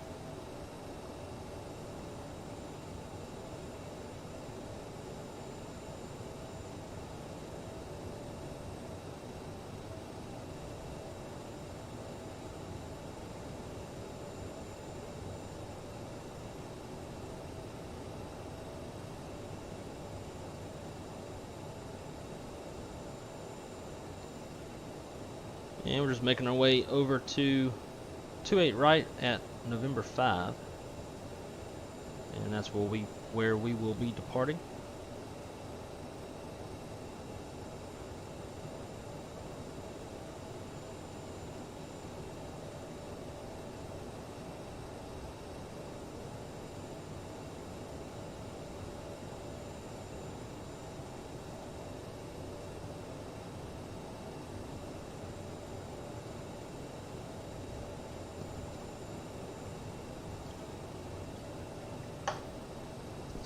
When we get short of the runway, we'll do a flight controls check and then blast out of here.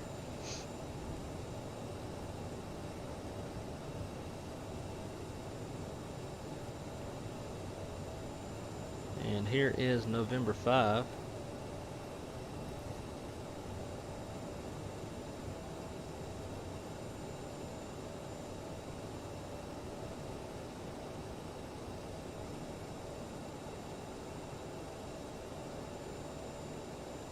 Cool. Set the parking brake real quick. And we'll do a flight control check. Flight controls. Full left. Full right. Neutral. Full up. Full down. And neutral rudder. Full left. Full right. Neutral. Flight controls check is complete. Back to stat. Hit that little button, let the plane know we're about ready to go. Our V speeds are set. V speeds are 124, 124, 136, flex of 70. And it's going to be a heading departure and then direct BACEN.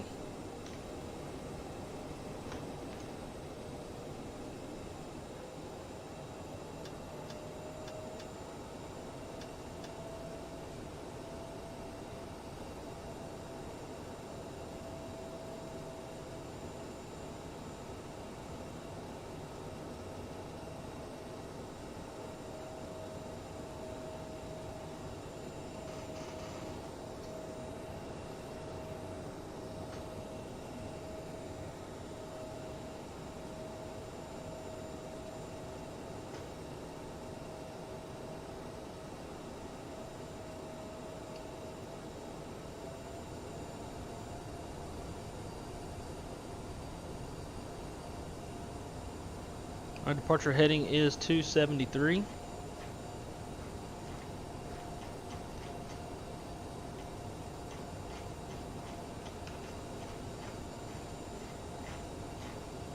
Let's go heading.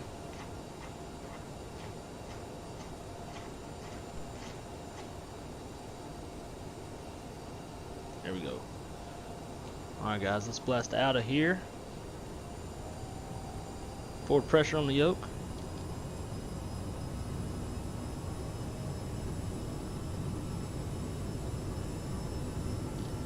And toga. Should be flexing an Airbus.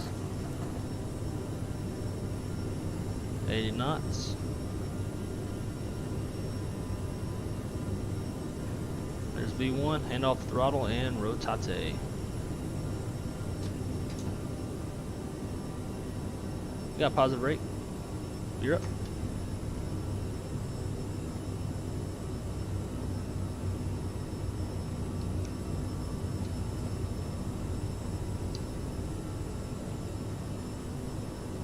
Then we'll climb to 1,500 feet and we'll accelerate.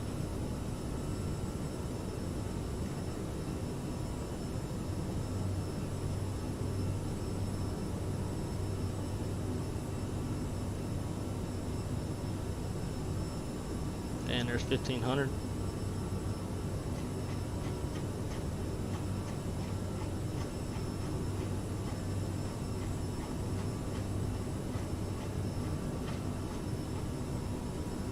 There's 210.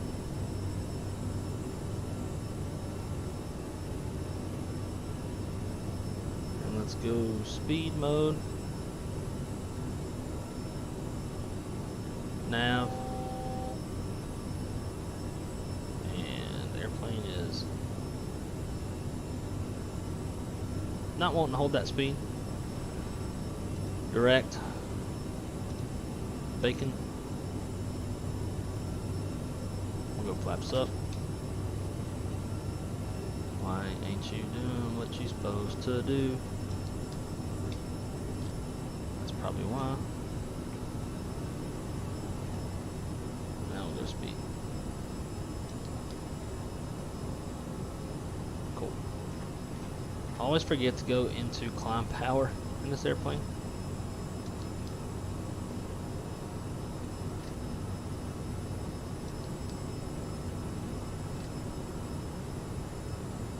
All out of whack, and it's all my fault.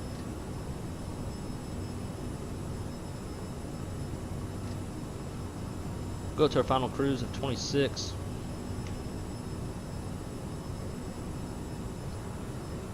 So after takeoff, you know, flaps up, gear up, lights are out, and any ice is off after takeoff. Checklist that I just made up off the top of my head is complete. Whew, man, not good at this airplane.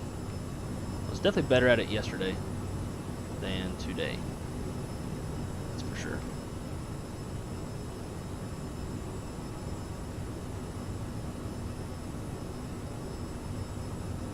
We got it under control now.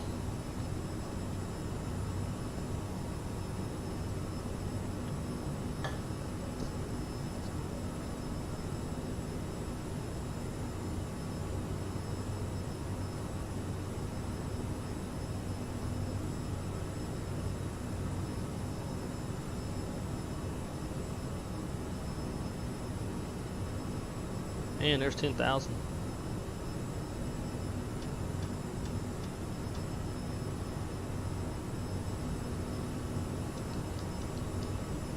Wrong button. You would hit the chime, obviously. And let's go stat. Box that up. Cool. Now let's accelerate.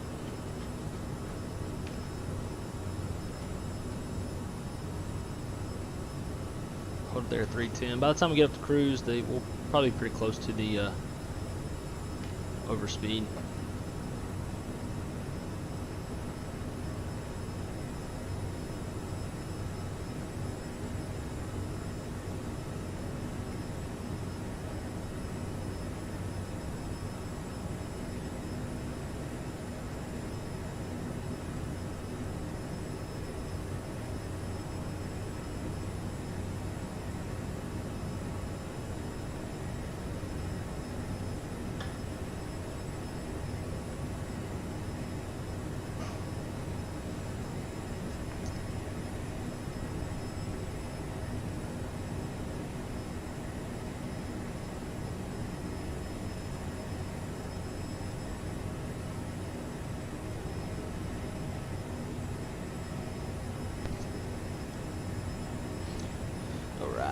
take a little second to stretch.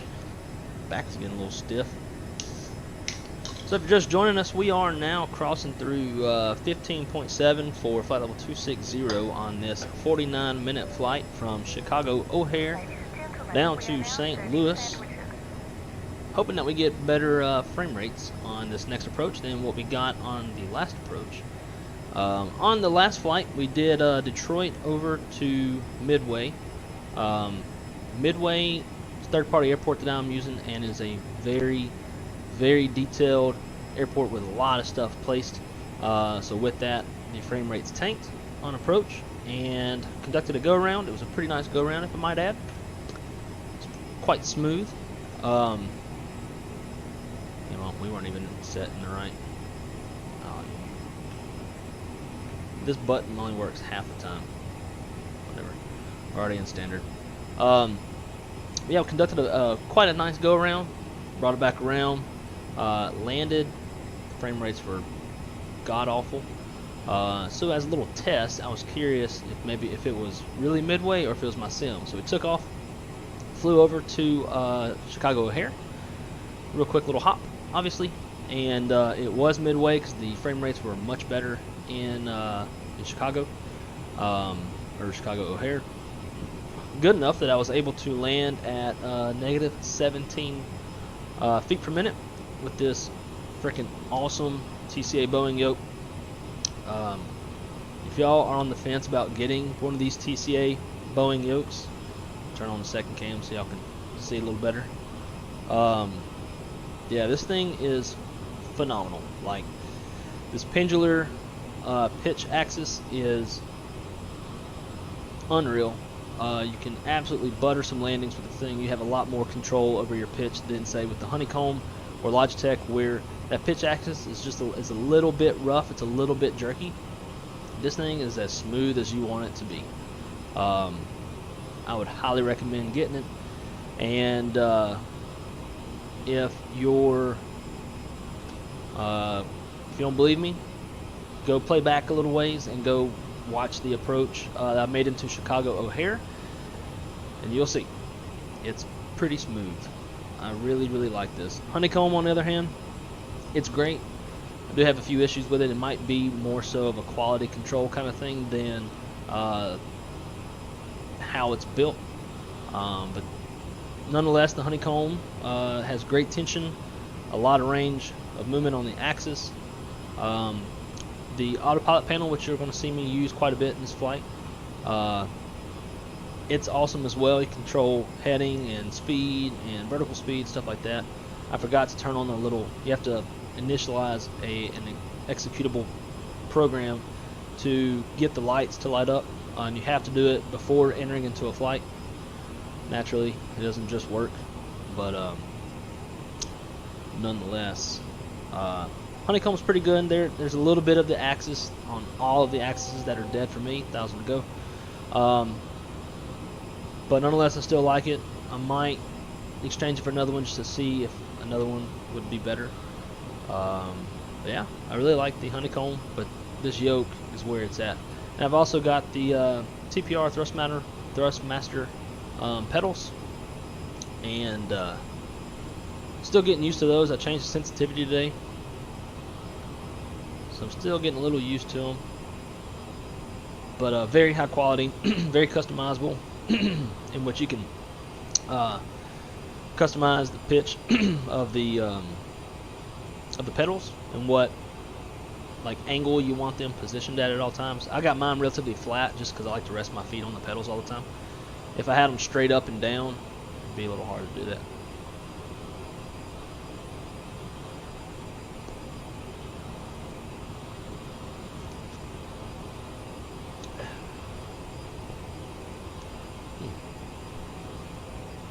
Also drinking Lone River Ranch Water Seltzer, the original flavor. It's not bad. The other flavors, not so great. This one's pretty good. Obviously with the CRJ, we got to manually set our power.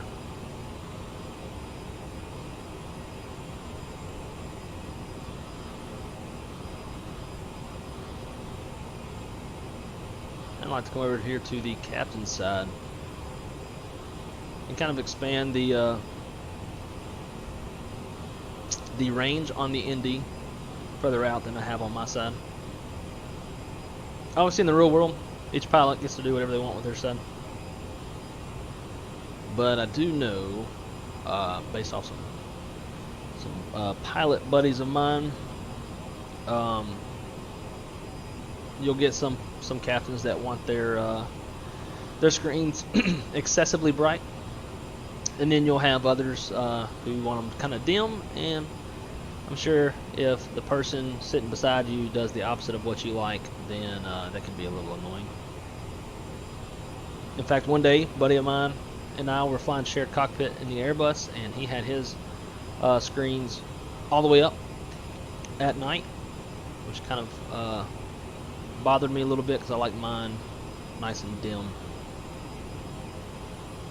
Alright, so we're going to try something. We're going to try to select heading, but not put the plane in heading mode. I believe if I select heading and I start to spin the heading, it's going to put the plane, yeah, it's already starting to turn and it shouldn't. But yet we're still in nav mode, so that makes no sense. Let's go nav. Where are you going, airplane?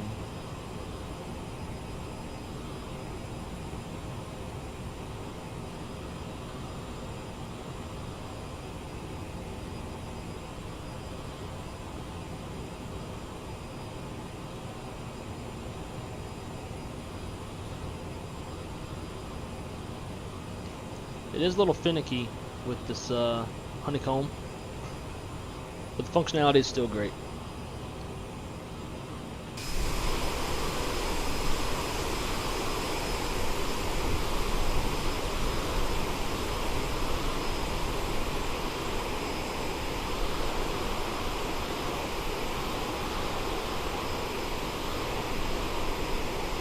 Yeah, we're just gonna save that.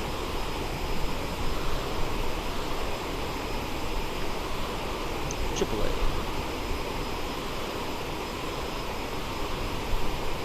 Chase Sawyer in my hometown, Chicago Midway.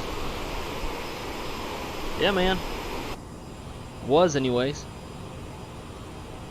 That's a. I don't know if you've ever seen that approach. It was my first time seeing it today. On the approach into Midway, we shot the RNAV Zulu or Yankee. Anyways. We shot an RNAV approach on the 22 left, and man, coming over, like you're real close to downtown, coming over a bunch of buildings and stuff, it was a really cool looking approach. Very impressed. The Midway airport I was using, killing the frame rates. But nonetheless, man, Chase, I appreciate you stopping by, coming to say hello.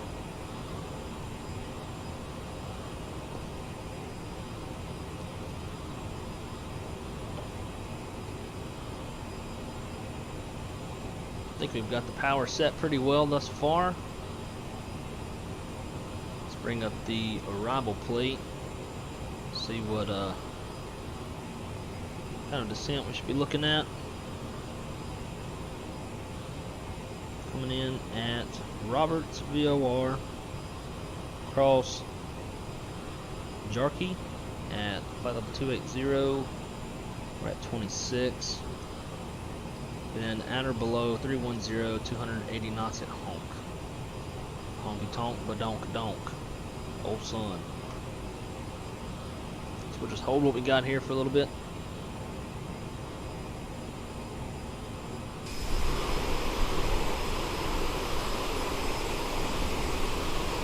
Really like this this livery. It's pretty cool with this little white nose that came off the classic American Eagle livery.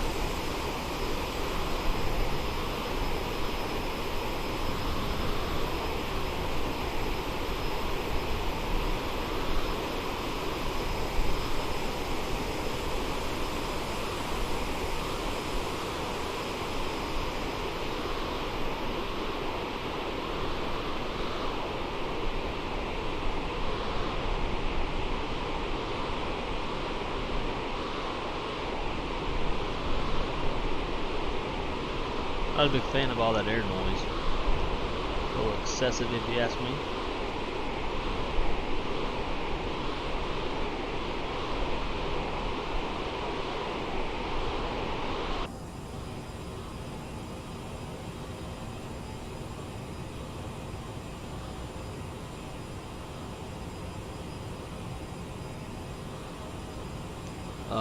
Hopefully when we land, we'll have some time to shoot a short little Airbus flight. Airbus is my favorite. And do some VATSIM action. I'm gonna go all out. I'm really good on the Airbus. I'm not good on this airplane. In fact, I was trying to fly VATSIM on the first leg. Couldn't even get the radios to come on. So bailed on that, but maybe we'll jump into Airbus and do a short hop in Airbus.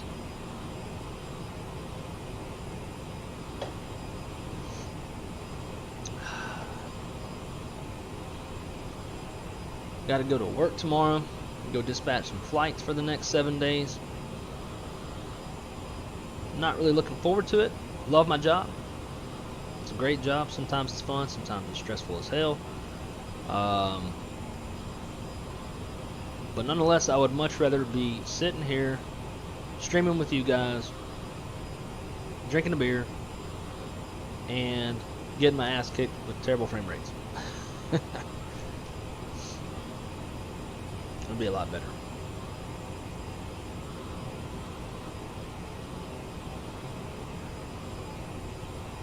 Let's see. We should be landing with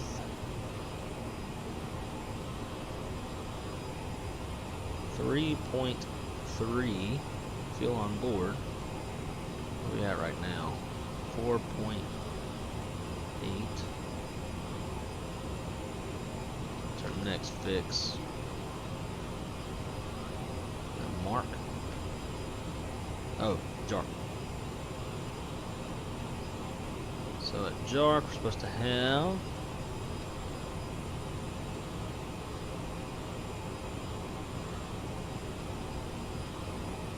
4,300 pounds of fuel on board. Got 5 miles of JARC. I would say it looks like we're underburning, so that's good.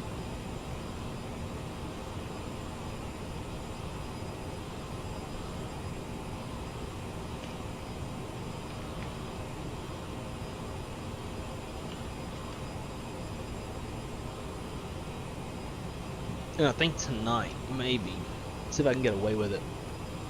Once my girlfriend goes to sleep, maybe we'll come out here and do some late night streaming.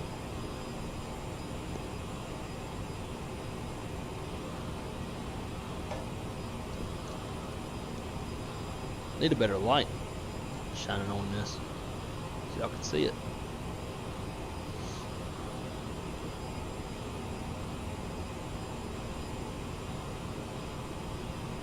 So I don't know about y'all, but these little top of the sends that it shows, I don't really trust those too much.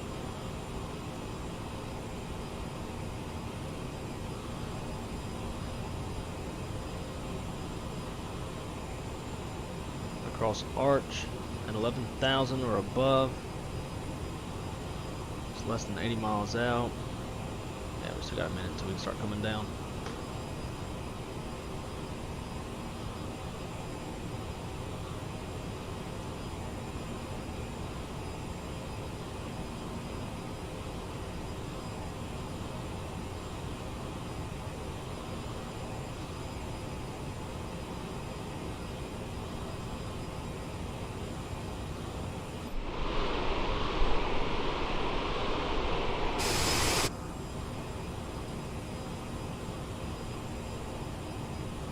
Not much to see there, is it? And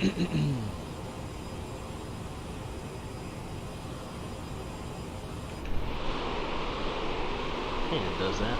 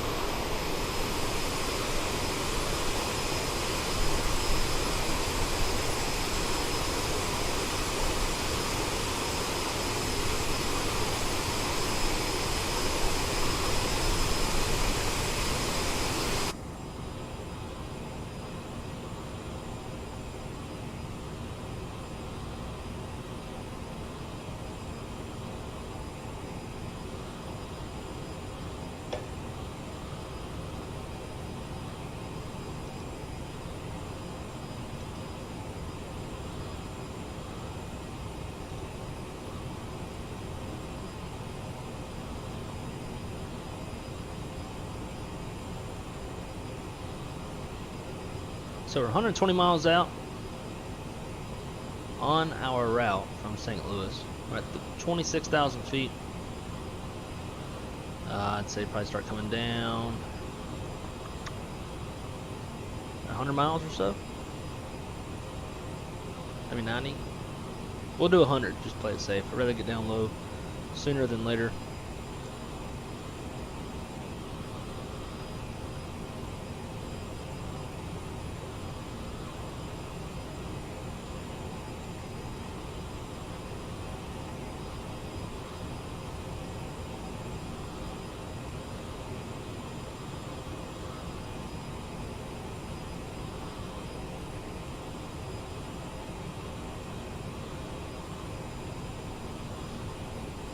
Let's see, St. Louis, info Delta at 2151 Zulu.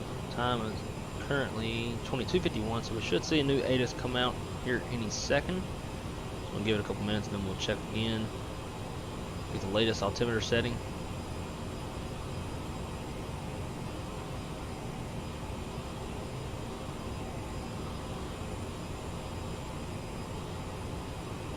The next flight, we need to find some weather to get into. Maybe like Dallas to Amarillo. They got some snow storms going on out there.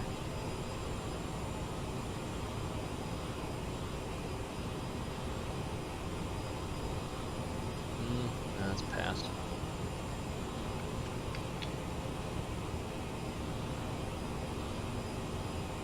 Ooh, maybe South Florida. South Florida's got some scattered, isolated thunderstorms. We just flew into there yesterday, though. Flew down. It's a nasty sail. Top's 35,000 feet.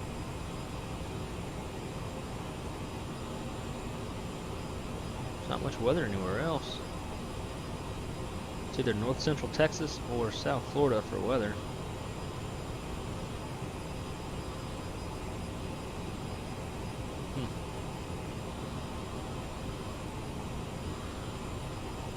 Alright, so we'll go ahead and slow her down to 80.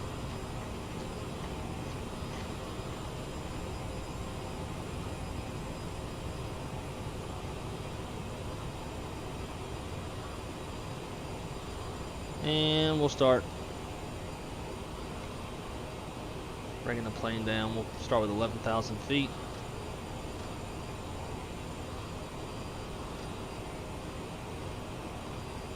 Let's go into vertical speed mode.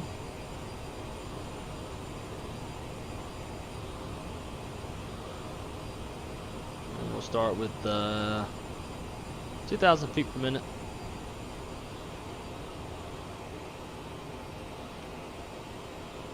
Now I don't know about y'all. Maybe this view bores you a little bit, but when it comes to airliners, this is the nitty gritty. This is what they're watching for the most part, especially in a simulator, in an airplane where you have to manually set your freaking power.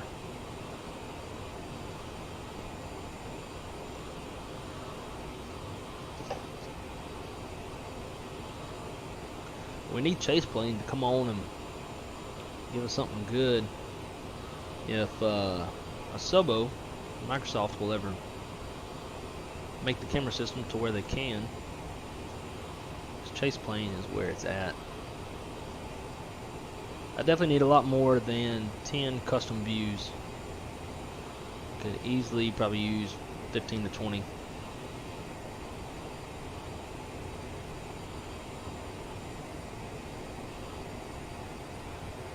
So we've got honk in 8 miles.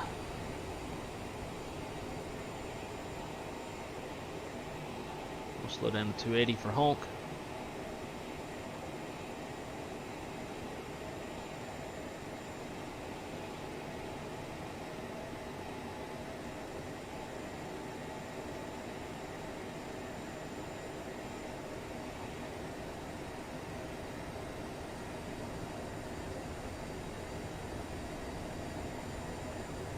There's 280. Got 19 miles into an arch. We're across arch close to 11,000 feet or so.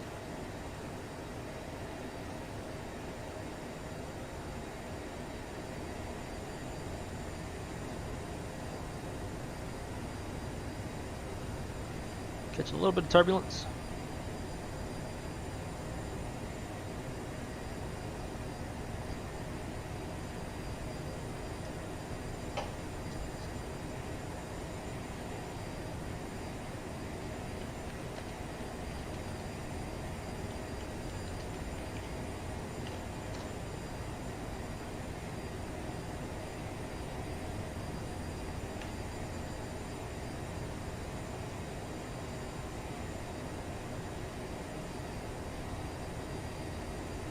Alright, so let's start setting up for the approach.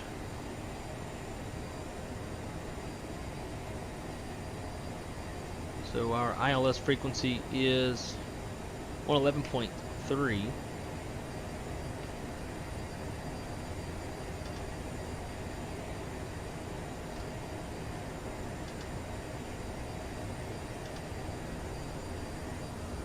Whoa. 11.3, that's in there.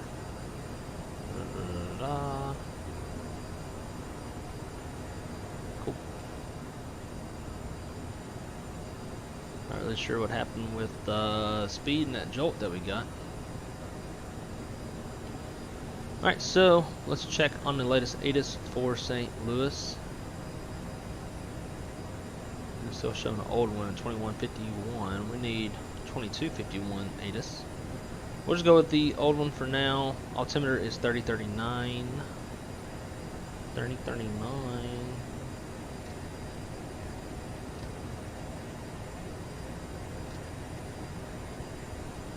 Bada boom, bada beam. Same with the standby.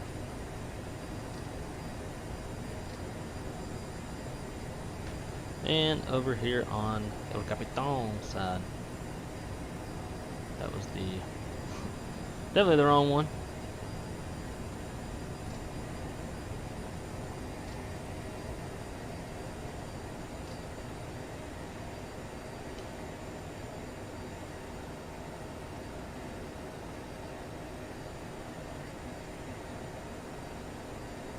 Alright, final approach course is going to be 303. Our final approach fix is relay at 2100 feet, which is 1495 off the ground. Touchdown zone is 605 feet.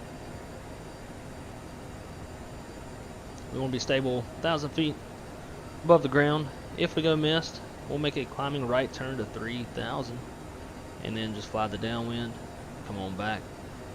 We have a standard 3-degree glide slope. We have approach lights, Pappy on the right. If we go miss, we'll climb to 3000, swing back around, try again.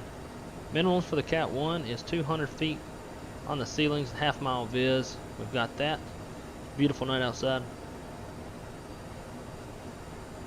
On 30 right. Runway is 9,003 feet long.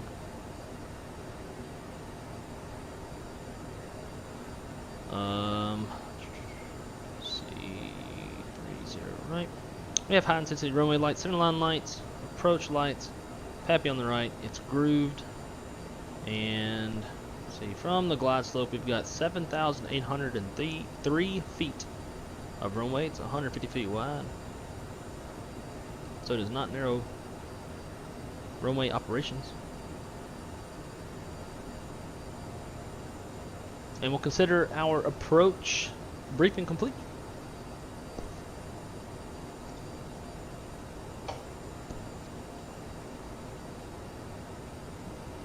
Yeah, I'm definitely feeling an Airbus stream after this. I guess we're hitting jet streams. We keep getting thrown sideways.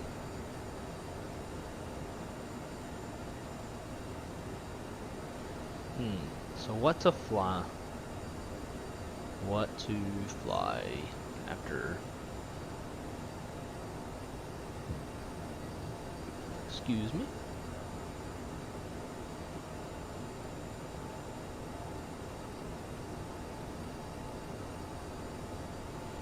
I don't know what city pair. Something short. I was thinking Vegas, Burbank. It's a nice challenging one. But if there's VATSIM, I guess we could do VATSIM in the Airbus. It's far enough along. Alright, let's go down to 9. Keep stepping our way down. Vertical speed.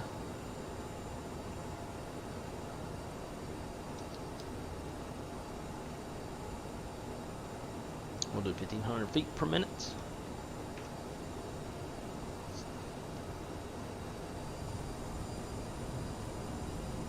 And let's slow ourselves down to 280. I mean 250.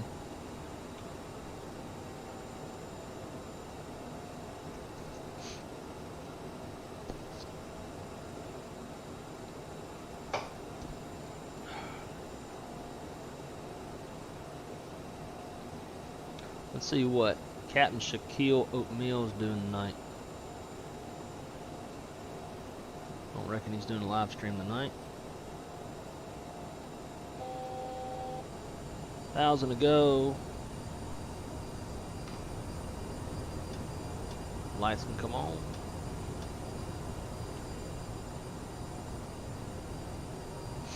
Man, we're gonna be landing right in the sun. It's gonna be hard to find that runway. Sun's right in our eyes.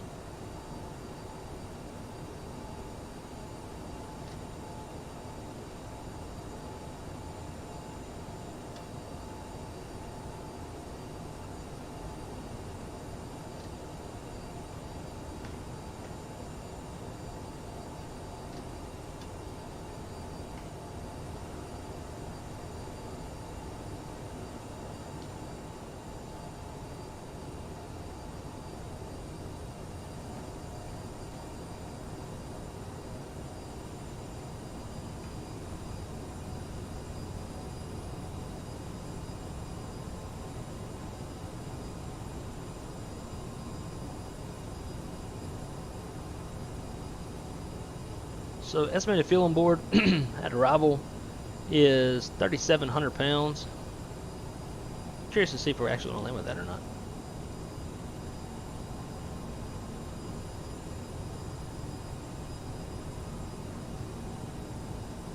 And we'll stay here at 9,000 for just a few. When we get closer to Oshi, we'll get down to 7,000. Actually, let's go ahead and do that.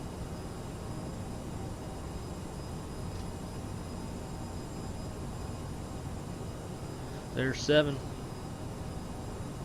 Vertical speed. 1,000 feet per minute.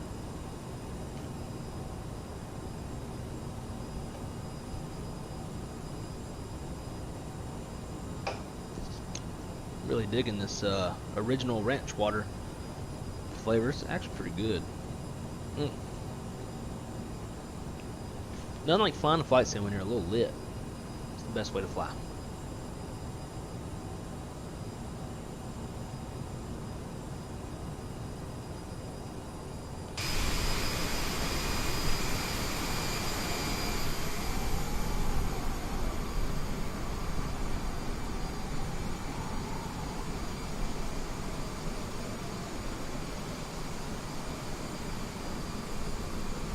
Oh, single pilot. It's probably because I jumped out of the FO seat and came out here to take a look. Dude, there's even a sun reflecting in the dude's glasses.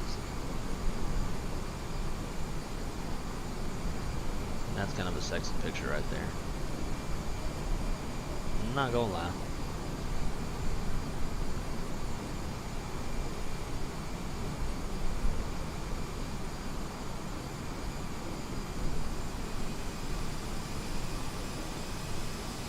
Alright, jump back in the cockpit before we fuck up.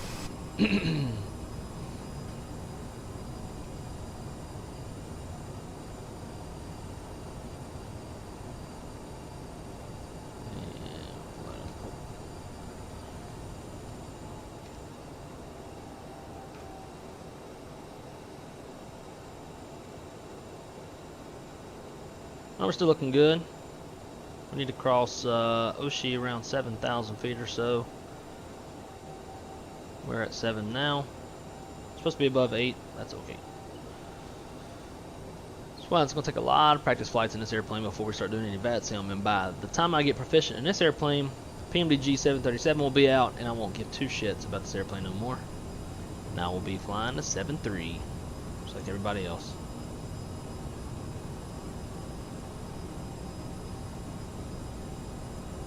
Alright, I wonder if we can, let's cut out.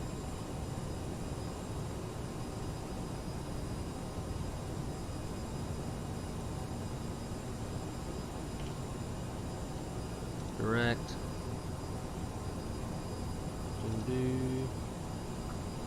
Let's go direct, pick some.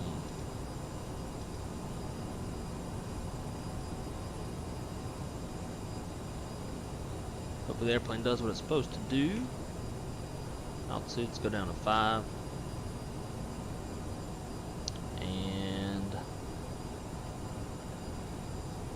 vertical speed mode.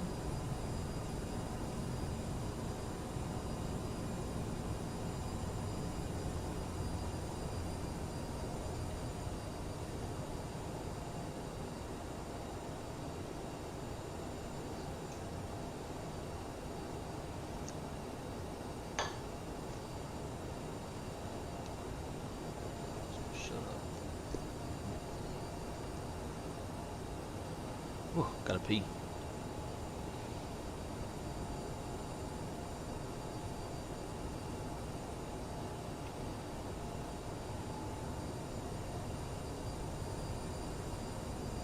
Shallow off that descent a little bit. So let's see, when we get to Hixum or wherever it's called. Hixum, where 14, that's 15 miles out. 15 miles going across probably about 210. This plane slows down really fast. I'm not real worried about that.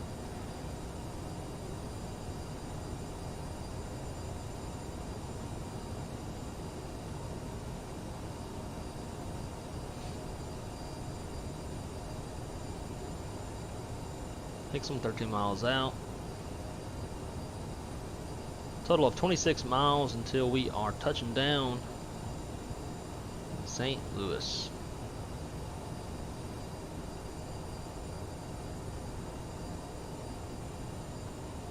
Hopefully the frame rates will be nice to us on this approach.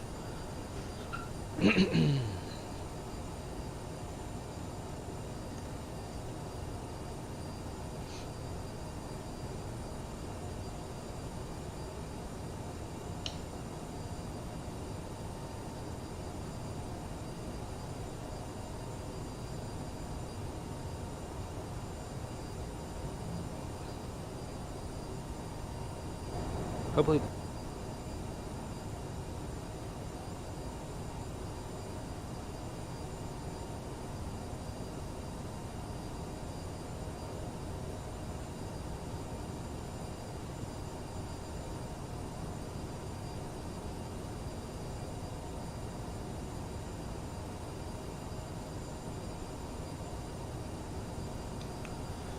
alright, starts dropping the speed down a little bit. Let's go 210. We'll glide it down to that.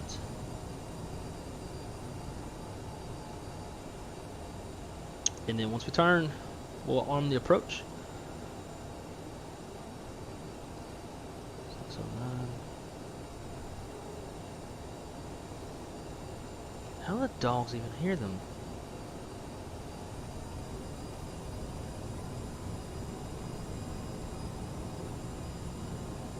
There's a UPS guy outside. My dogs are in the far back of the house, door closed. I have no idea how the hell they hear that dude and he's barking. Or they're barking.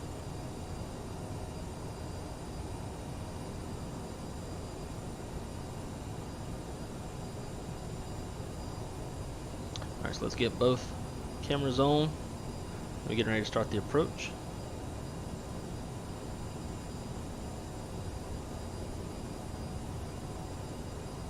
And we'll go flaps.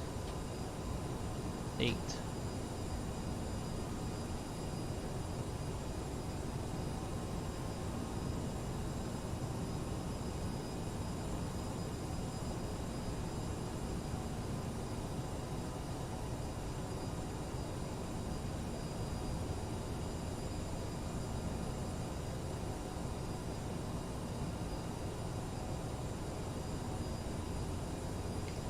And let's go down to 4,000 just to stay below the glide slope until we are low enough.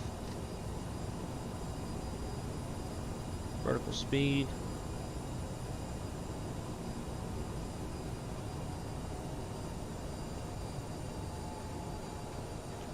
And we're going to slow her down to 180.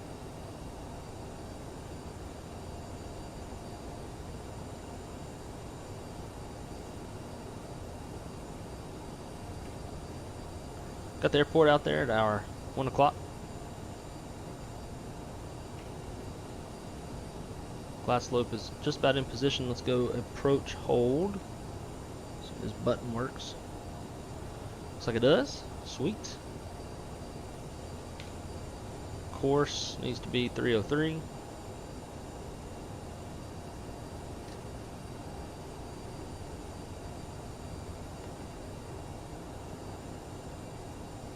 Course is set on that side.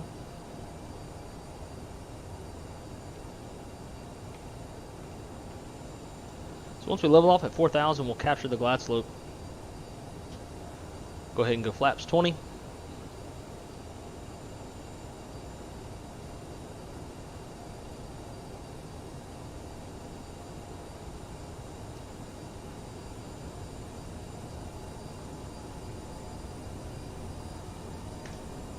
Bleed off some speed, and let's go. Our VREF is 127. Glide slope's captured. Start coming down. 10-mile final. We'll set up early just because I'm not as familiar with this airplane. So gear down. And flaps 30. We've been cleared to land. Please notice the cabin lights have been turned off, as this is a normal procedure for a nighttime landing.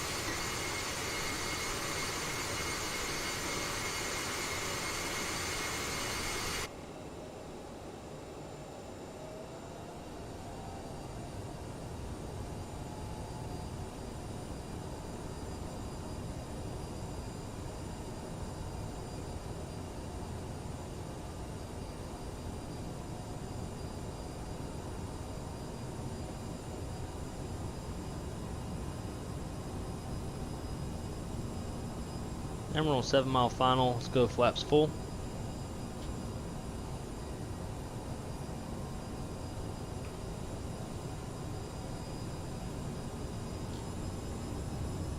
Damn, you go flaps full and this speed really tanks.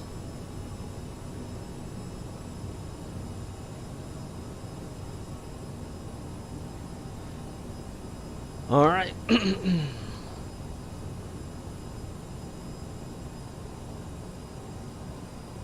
See if we can't hand fly this thing down.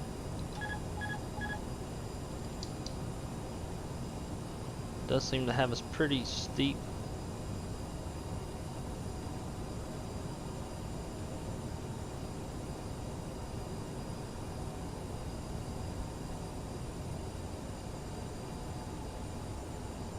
There we go. Now we're looking like we're on profile.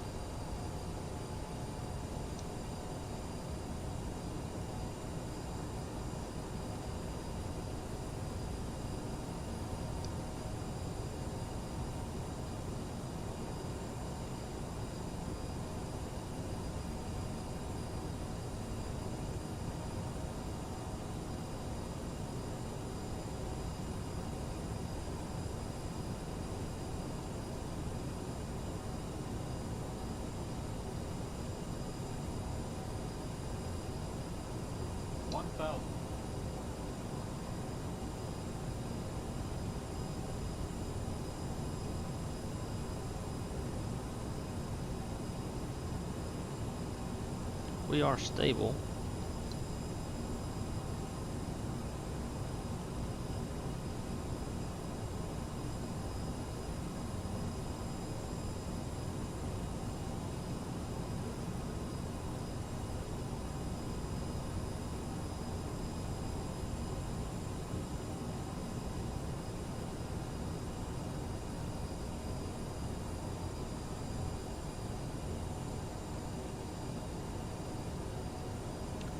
Got a 6-knot crosswind from the left side.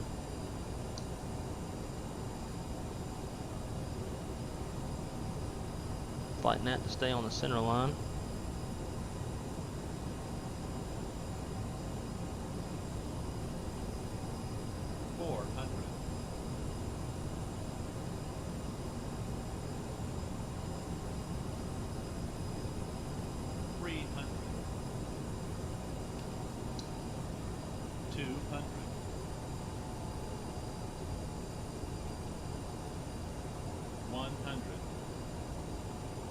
Sync rate. 50, 40, 30, 20. Sync rate, kiss my ass. Get that right main down first. Well, maybe not. There we go.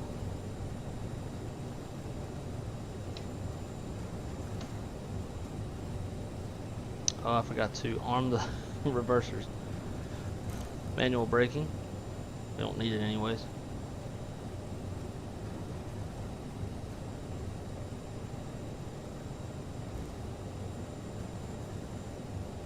There's another thing I hate about this airplane. You gotta arm and disarm the thrust reverse. What is that?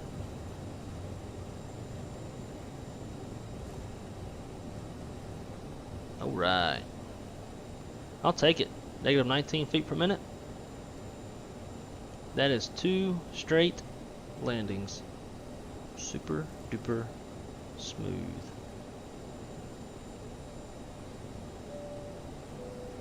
Please remain seated until the Alright, aircraft clean her has up. come to a complete stop.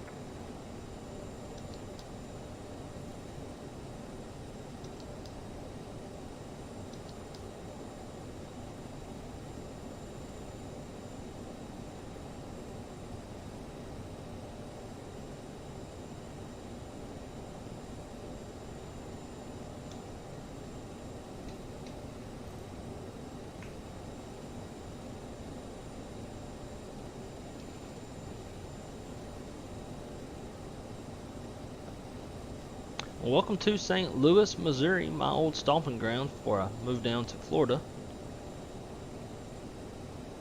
In some ways, I think I would much rather still live there.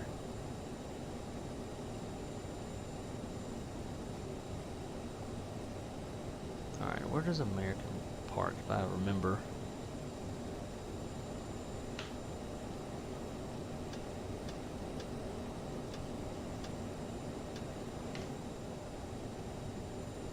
Logo lights could have stayed on.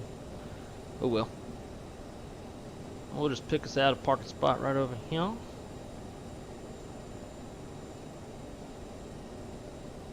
Preferably one with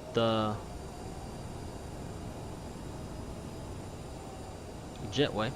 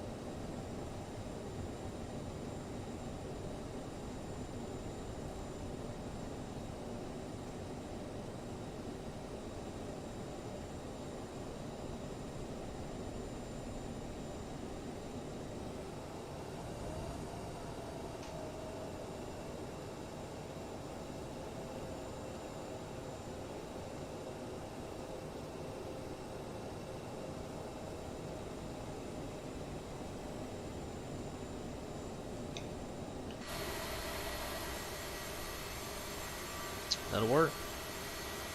Set the parking brake, which you always have to do in there. You can't bind a button to it. Don't mind. You can use that. Alright. Shut down. So let's go number 1 first. Into beacon. Passenger seat. Seatbelt sign. Pumps come off. Boom, boom. Hydraulics. Like it.